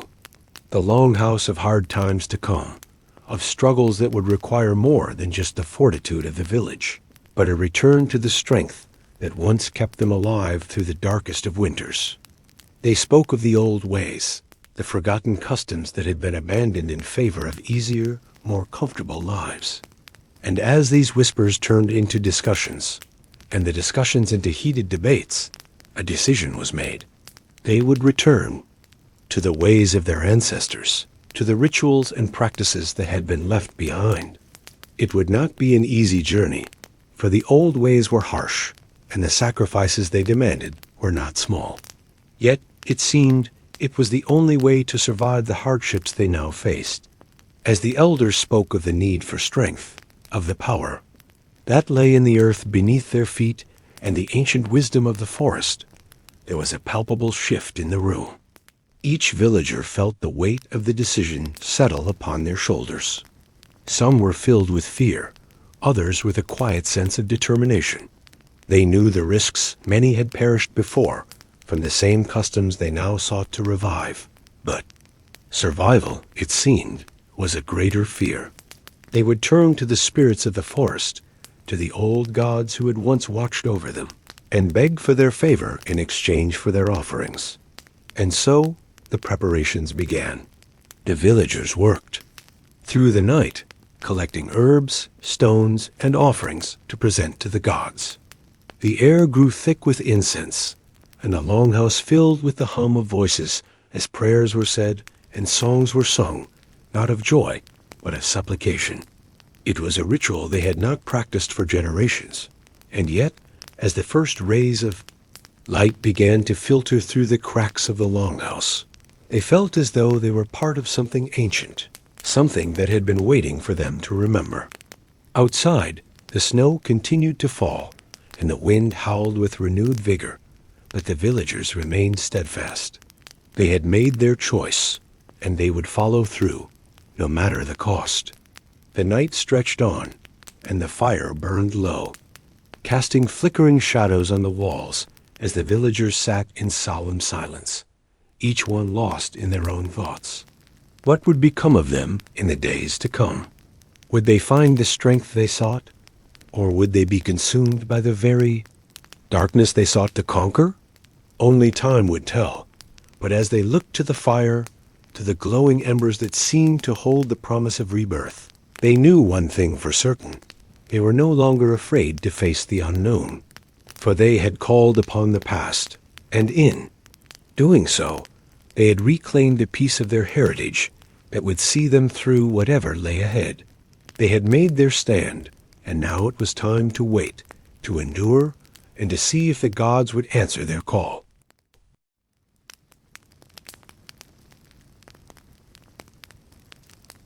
The village had always known that the forest was not merely a place of trees and animals, but a living, breathing entity, woven into their lives like the very fabric of their existence.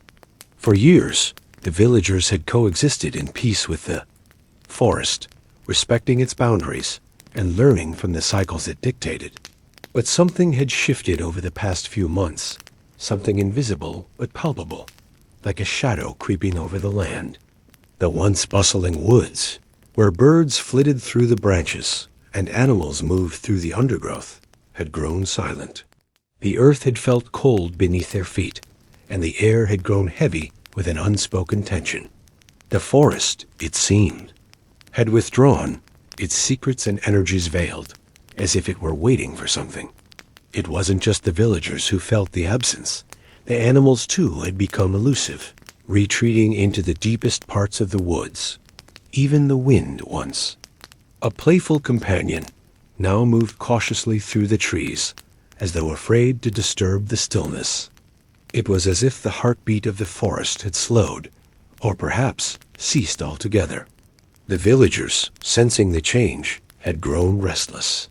They whispered among themselves, wondering if they had done something to offend the spirits of the woods, if they had overlooked some ancient law or forgotten some sacred ritual. They had long depended on the forest for sustenance, shelter, and wisdom. But now, that bond seemed frayed. The elder, an old man who had spent countless hours in the woods, walking its trails, listening to its whispers, felt this loss most acutely. He had always known the forest's pulse, could always tell when something was amiss by the way the trees swayed or the birds sang. But now, all was eerily still. It was with this sense of unease that he ventured into the forest one cold, mist-filled morning, determined to seek the wisdom of the trees and discover what had caused this sudden silence. The village had tried everything they knew to bring back the vibrancy of the woods performing rituals, offering gifts, praying to the old gods, but nothing had worked. The elder knew that only by walking deeper into the heart of the forest could he understand the true nature of its withdrawal. As he entered the forest, the familiar crunch of leaves beneath his boots felt strangely muted, as though the earth itself had softened in mourning. The trees, once towering and proud, stood still, their branches heavy with frost, their leaves brittle and lifeless. The path he followed seemed darker, the shadows deeper, and the air colder as he ventured further. But he did not falter. He had walked these woods for decades, and though they seemed different now, he knew them as well as he knew the lines on his own hands. The deeper he went, the more profound the silence became, until even the distant sound of the village seemed to fade away, leaving him in the midst of an almost unnatural quiet. But then, as he reached the heart of the forest, something shifted. It was subtle at first, a faint rustle in the branches, a whisper on the wind. The elder paused, his senses alert. The forest was not dead, he realized, but dormant. As he stood there, a single leaf fluttered from a branch, spinning gently to the ground.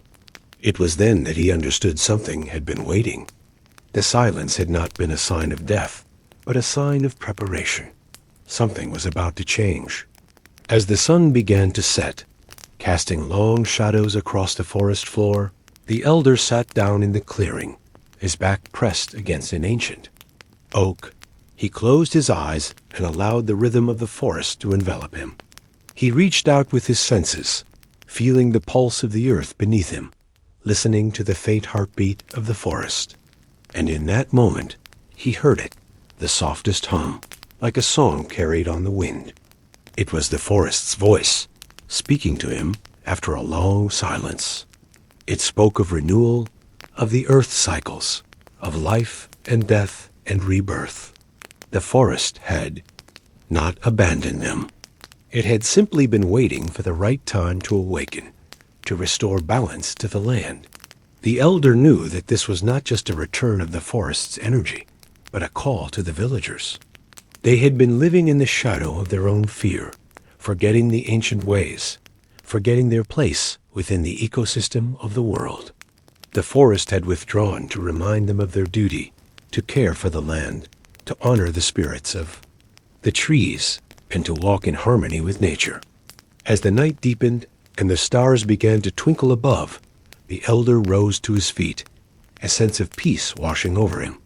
The forest was awake again, its power stirring within the roots of the trees, within the soil beneath his feet. He could feel the life returning, slowly but surely. The hum of the earth was louder now, and the wind, once so still, began to dance through the leaves again. It was as if the very heart of the forest had begun to beat once more. The elder knew that it was time to return to the village and share what he had learned. The forest was not dead. It was alive, waiting, and it had a message for them all. It was up to the villagers to listen, to remember their sacred bond with the earth, and to nurture the land that had given them so much. As he made his way back to the village, the sounds of the forest grew louder, the rustling of the leaves now a song of renewal.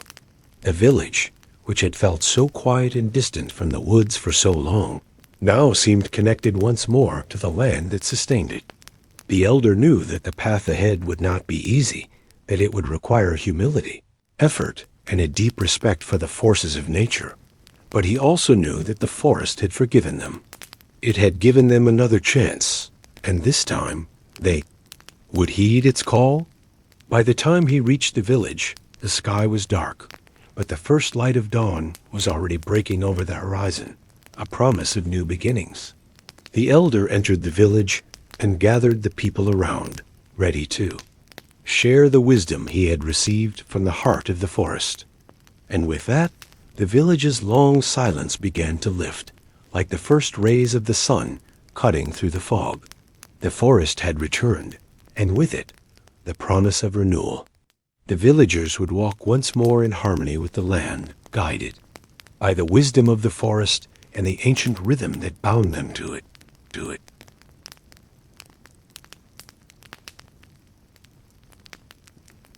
As the village began to stir with a renewed sense of hope and purpose, the elder's words resonated in the hearts of the villagers like a long-forgotten melody, calling them to action.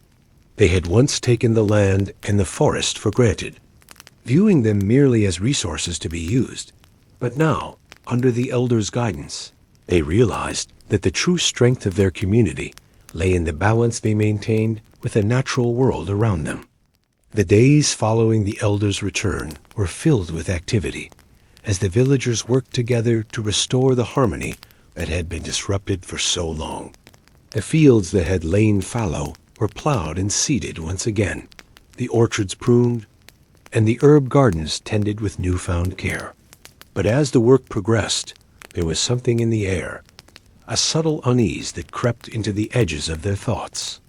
The forest was alive once more, but so too were the waters of the surrounding rivers and fjords, which had begun to swell with a force that had not been seen in many years. The heavy rains had come, and the once placid rivers now roared with power, carving deeper channels through the land and threatening to flood the village. No one knew where the storms had come from, but the wind had changed, and the clouds gathered more frequently, dark and heavy, as if the sky itself was conspiring with the earth to remind them of the forces they had long ignored. The villagers, though proud and resilient, could not help but feel a growing sense of fear as the waters rose higher each day.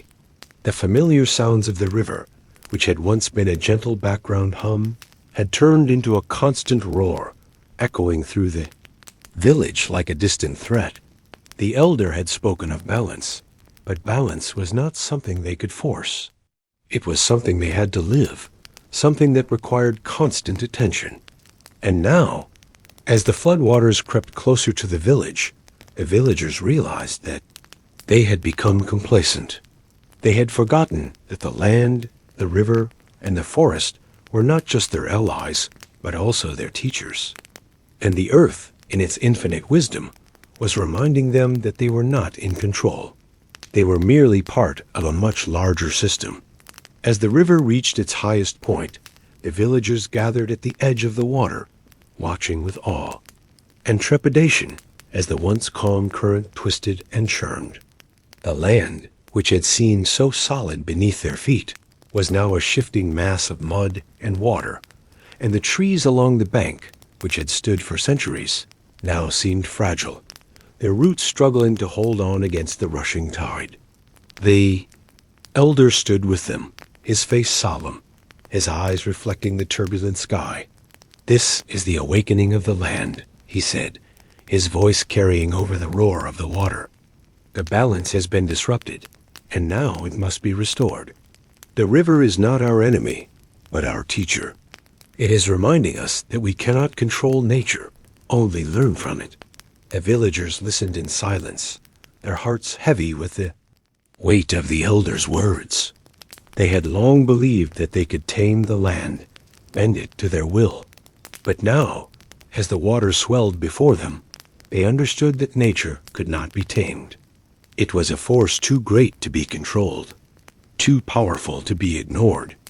The river's rise was not an attack, but a lesson the villagers had taken, and now they had to give back. The elder turned to the villagers and spoke of old ways, of rituals and offerings that would help to calm the river, to restore the natural. flow of the land. The rituals were simple, but they carried a deep significance.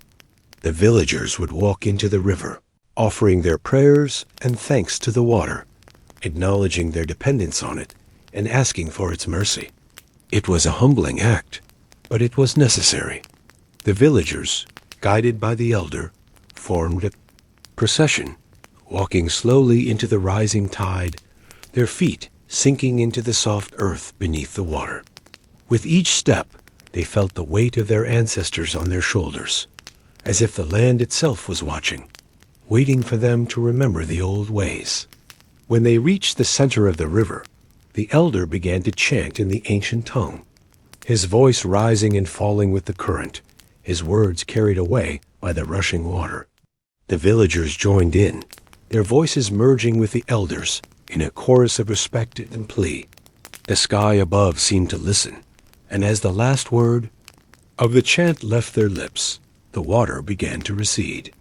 Slowly at first, then more quickly, the river began to calm, its waters returning to their natural course.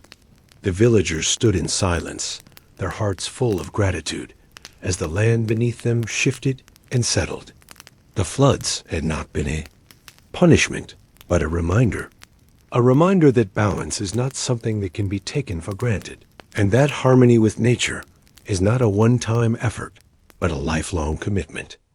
As the villagers returned to their homes, their spirits lifted by the elders' wisdom and the river's retreat, they knew that the lesson had been learned. The forest had awakened, the river had risen, and now, as the waters receded and the forest receded and the earth took a deep breath, the village was ready to begin anew. They had been given a chance to restore the balance, and they would not forget again. The rising tide had been their test, and they had passed, not by overcoming nature, but by learning to flow with it. The village would continue to thrive, not by conquering the land, but by living in harmony with it. And as the days passed, the elders' words echoed in their hearts. We are not masters of the land, but stewards. And it is only through respect, humility, and understanding that we will continue to live in balance with the earth, the river, and the forest.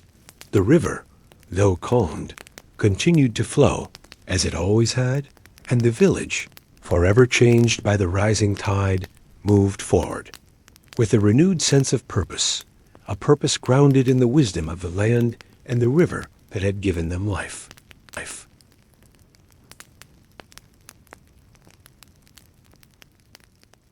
In the quiet moments that followed the retreat of the waters, the village stood in a reflective silence, like a calm after the storm.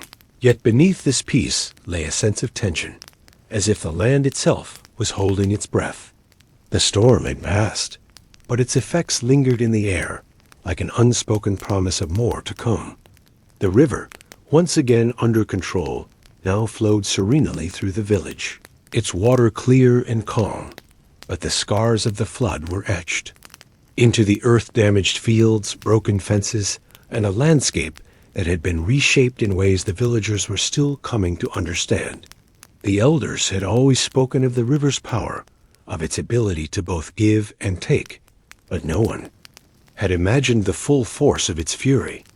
As the villagers began their work to repair the damage, there was an unspoken awareness among them that they had been lucky, that they had been given a second chance, one they could not squander. It was a heavy thought, and it was not lost on anyone, especially the children, who had seen the river's power firsthand and understood, in a way they never had before, the fragile balance that governed their lives. The elder, his presence as constant as the rising sun, walked among the villagers, offering guidance and strength, his voice a steady rhythm in the midst of the uncertainty that followed the storm. The land speaks to us as the river speaks, he said, his voice calm but firm. It speaks through the trees, the stones, the earth beneath our feet. We must listen, for the land tells us what it needs, and it asks us to give in return.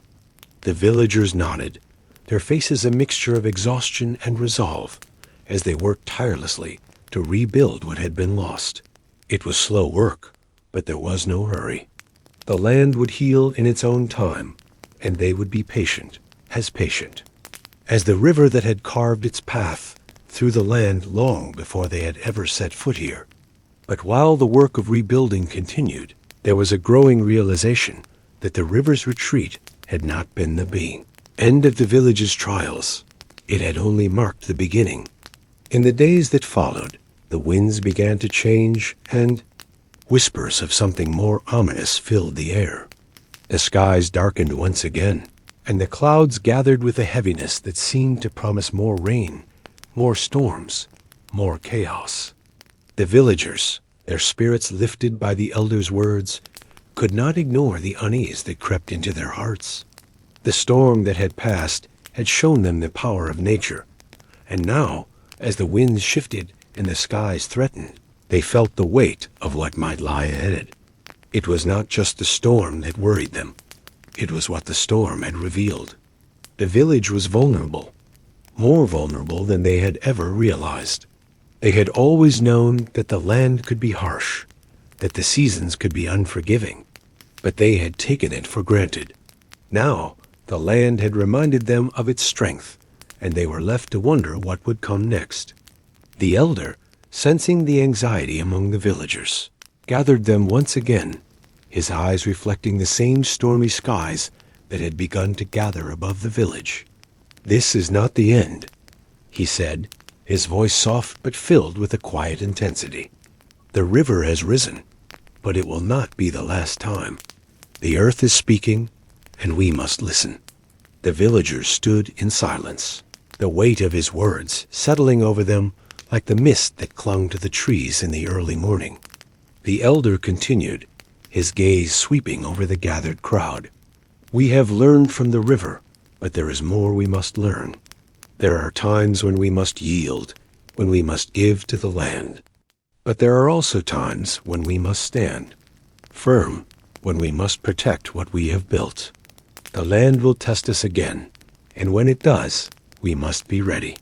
With these words, the elder turned and walked slowly toward the edge of the river, the villagers following in his wake.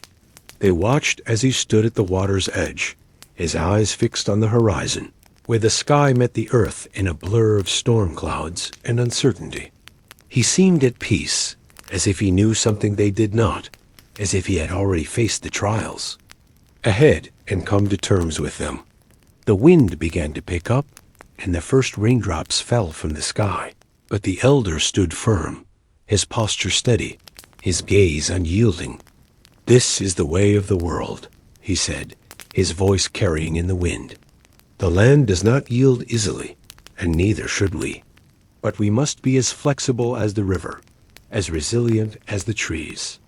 We must bend, but we must not break." The villagers, though uncertain of what lay ahead, took comfort in his words. They had seen the river rise, and they had seen it fall. They had witnessed the fury of nature, but they had also seen its capacity for calm, for peace. They knew that the storm was not the end, but rather the beginning of a new chapter in their lives. And as they stood there, watching the elder, watching the river, they understood that they were not alone in this struggle. The land, the river, the forest, all were with them. They had learned to listen, and they would continue to listen. The storm would pass, just as it always had, but the lessons it brought would stay with them forever, shaping their community, their lives, and their connection to the land they called home. The winds howled, and the rain began to pour, but the villagers stood strong, their hearts filled with the elder's words. They were ready for whatever the land would send their way, for they had learned that the river's rise was not something to fear, but something to embrace. They had been given the gift of understanding, and now they would walk forward together into the next storm.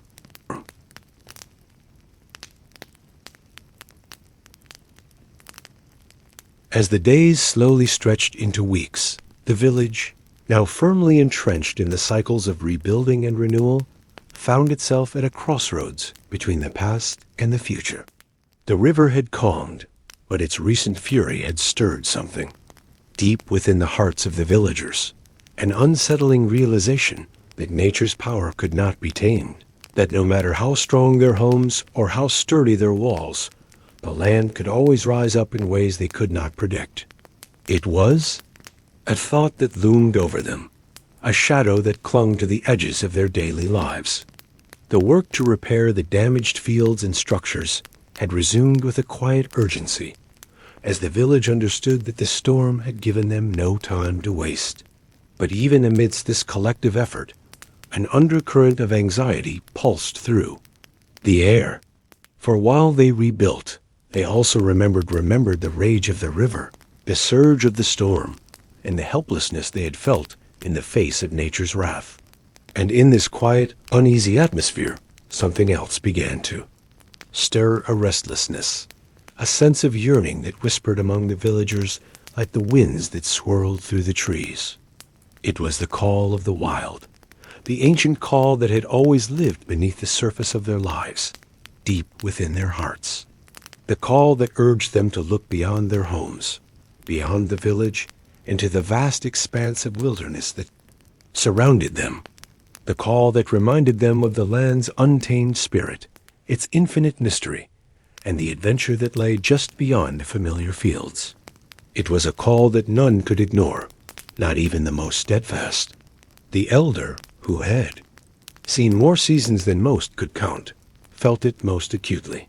He had lived through storms and floods, seen empires rise and fall, and witnessed the ever-changing dance of life on the land. Yet even he, who had always found solace in the steady rhythms of the village, could not escape the pull of the wild. The feeling had become undeniable, a force that called to him from the depths of the forest, from the hills that bordered the village, and from the horizon that seemed to stretch on forever. It was a call that spoke to his soul, a longing that urged him to venture beyond the village and into the unknown. And so, one quiet morning, as the first rays of sunlight filtered through the canopy of trees, the elder gathered the villagers around the longhouse. They had come to trust his wisdom, and so when he spoke, they listened. His voice was soft, but it carried the weight of years of experience, of battles fought, of trials endured.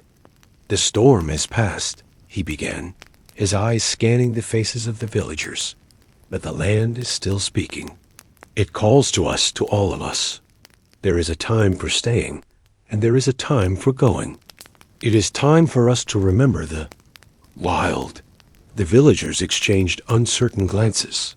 They had lived their lives within the boundaries of the village, tending their fields, raising their children, and maintaining the steady rhythm of their existence. The wild, untamed land that surrounded them had always been a distant reality, something that existed in the stories told by the elders, but not in their daily lives. It had always been there, but it had never been a part of their world.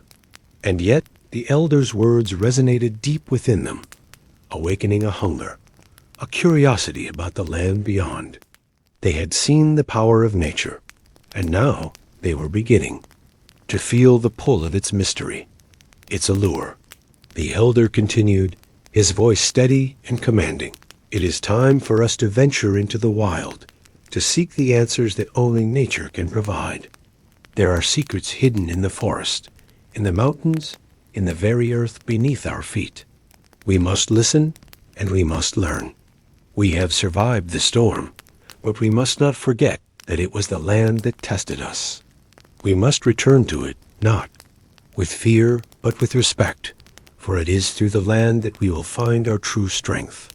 His words were not spoken in anger, but in quiet determination. The villagers felt the weight of his message, the urgency in his voice. It was as if the elder knew that the land was calling them for a reason, that there was something more they needed to understand, something they had not yet learned. The sense of unease that had settled over them began to dissipate, replaced by a sense of anticipation, of excitement. They had always lived in the shadow of the wild, but now they were being asked to step into the light, to step beyond the village, beyond the fields, and into the heart of the wilderness that had once seemed so foreign to them. It was not a call for adventure alone, but for discovery, for understanding. And so, as the day stretched on, the villagers gathered their things, preparing for the journey that lay ahead. They would not leave the village behind, but rather they would carry it with them, its traditions, its history, and its strength. The wild was not a place to be feared, but a place to be embraced, for it was there that they would find the answers they had been seeking.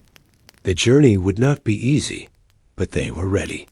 The land was calling, and they would answer.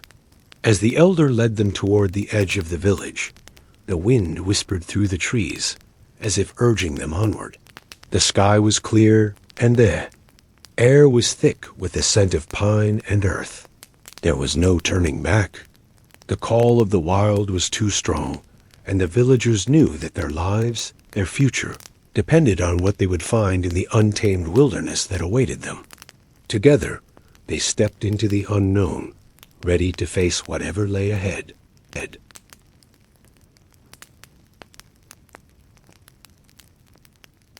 The forest, deep and silent, seemed to hold its breath as the villagers, now more than ever connected to the land that stretched beyond the boundaries of their village, ventured further into its heart. Their journey had led them through thick underbrush, over uneven terrain, and past ancient trees whose gnarled roots twisted and turned like the fingers of a forgotten hand reaching for the sky. As they walked, the very air seemed to hum with the weight of history, the whispers of their ancestors carried on the wind. They had come here not just to survive, but to uncover something deeper, something vital to their understanding of who they were and where they were going. The elder, who had once guided them with his wisdom and steady hand, now walked at the front, his face set in a quiet determination. There was something in his gaze, a sense of knowing, of having been here before, as if the very land beneath his feet called to him in a way it had not before. The journey had already revealed much. The land was not just a place of survival, but a living testament to the stories of those who had come before them. In the trees, in the earth, and in the very stones beneath their feet, they found the remnants of the past, traces of those who had once walked this land.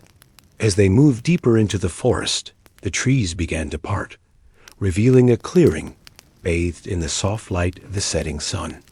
In the center of the clearing, a large stone structure stood, weathered by centuries of exposure to the elements, but still formidable in its silent grandeur. The villagers stopped, their breath catching in their throats as they took in the sight. Before them, it was a place unlike any they had seen before, a relic of a time long forgotten, yet undeniably familiar. The elder approached the stone structure with reverence, his eyes scanning the surface of the stones, as if reading the secrets etched into them by hands long past. The villagers followed, unsure of what they were about to uncover, yet drawn to the mysterious monument with an undeniable pull. As they circled the structure, they discovered that it was not just a stone, but a memorial, a monument to their ancestors, built by the very hands of those who had once lived in this land.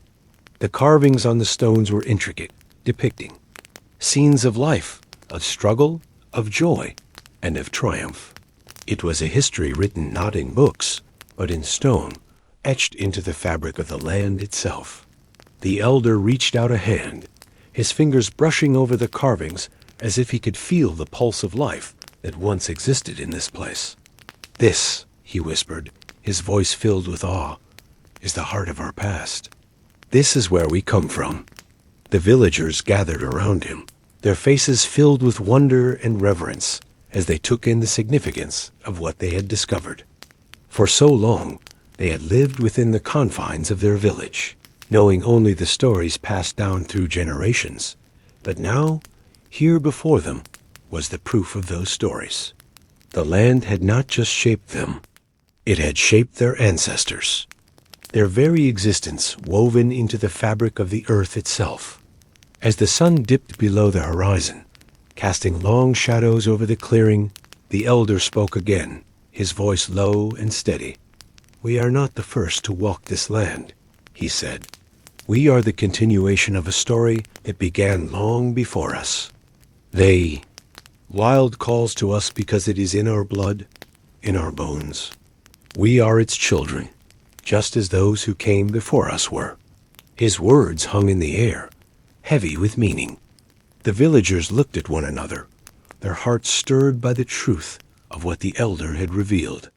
The wild was not just a force of nature. It was a part of them, a part of their very being. They were not separate from the land, but an integral part of it. The monument before them was not just a relic of the past, but a reminder of their heritage, their legacy, and their responsibility to honor and protect the land that had given them life. As the darkness of night began to settle over the forest, the villagers made camp near the monument, the firelight casting flickering shadows on the stones.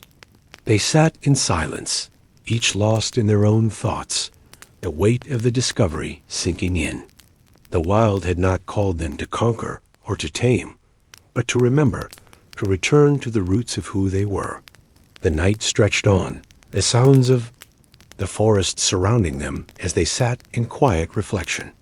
The stars above twinkled softly, like the eyes of their ancestors watching over them, and the wind whispered through the trees, carrying with it the echoes of the past.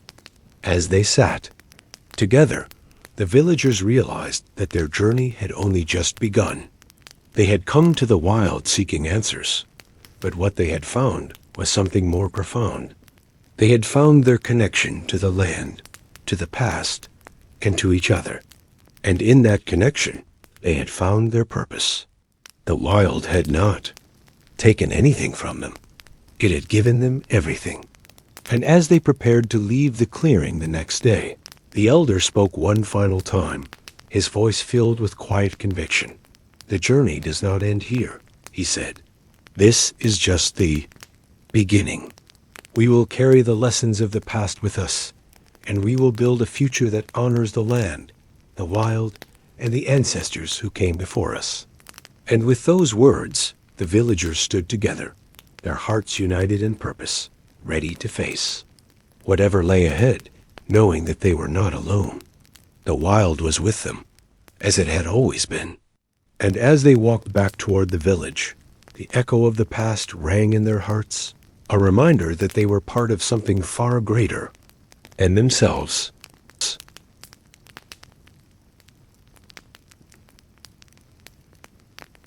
As the first light of the new dawn crept over the horizon, spilling its golden hues across the village, the people stood at the edge of a profound silence that stretched across both time and place.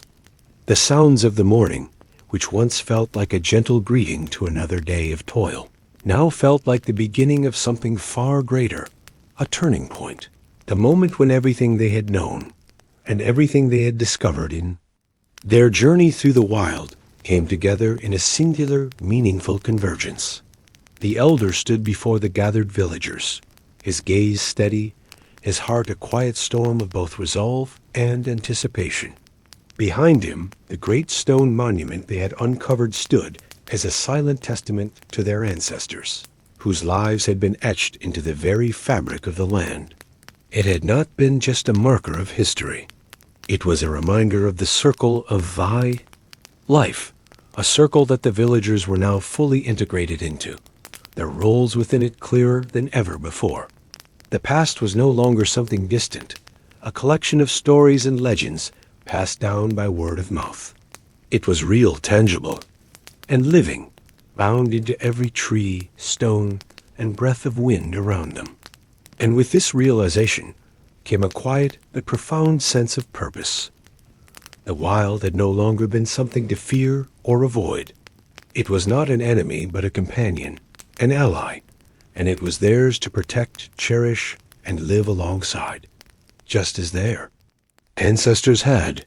The elder took a step forward, his presence commanding but gentle, as he addressed the villagers, his voice low but filled with a resonance that seemed to echo through the very earth beneath their feet. "We are not just inheritors of this land. We are its caretakers. The ancestors who came before us have left their legacy in every grain of soil and every whisper of the wind. They lived in harmony with the land, and it is now our turn to carry that torch forward. We must not just survive here. We must thrive, not in opposition to the wild, but in unity with it. The villagers stood, rapt, feeling the weight of those words settle deeply within them. It was as if the land itself had spoken through the elder, calling them to a higher purpose. They had come here, to this very place, seeking answers, but what they had found was far greater than they could have imagined. They had found themselves.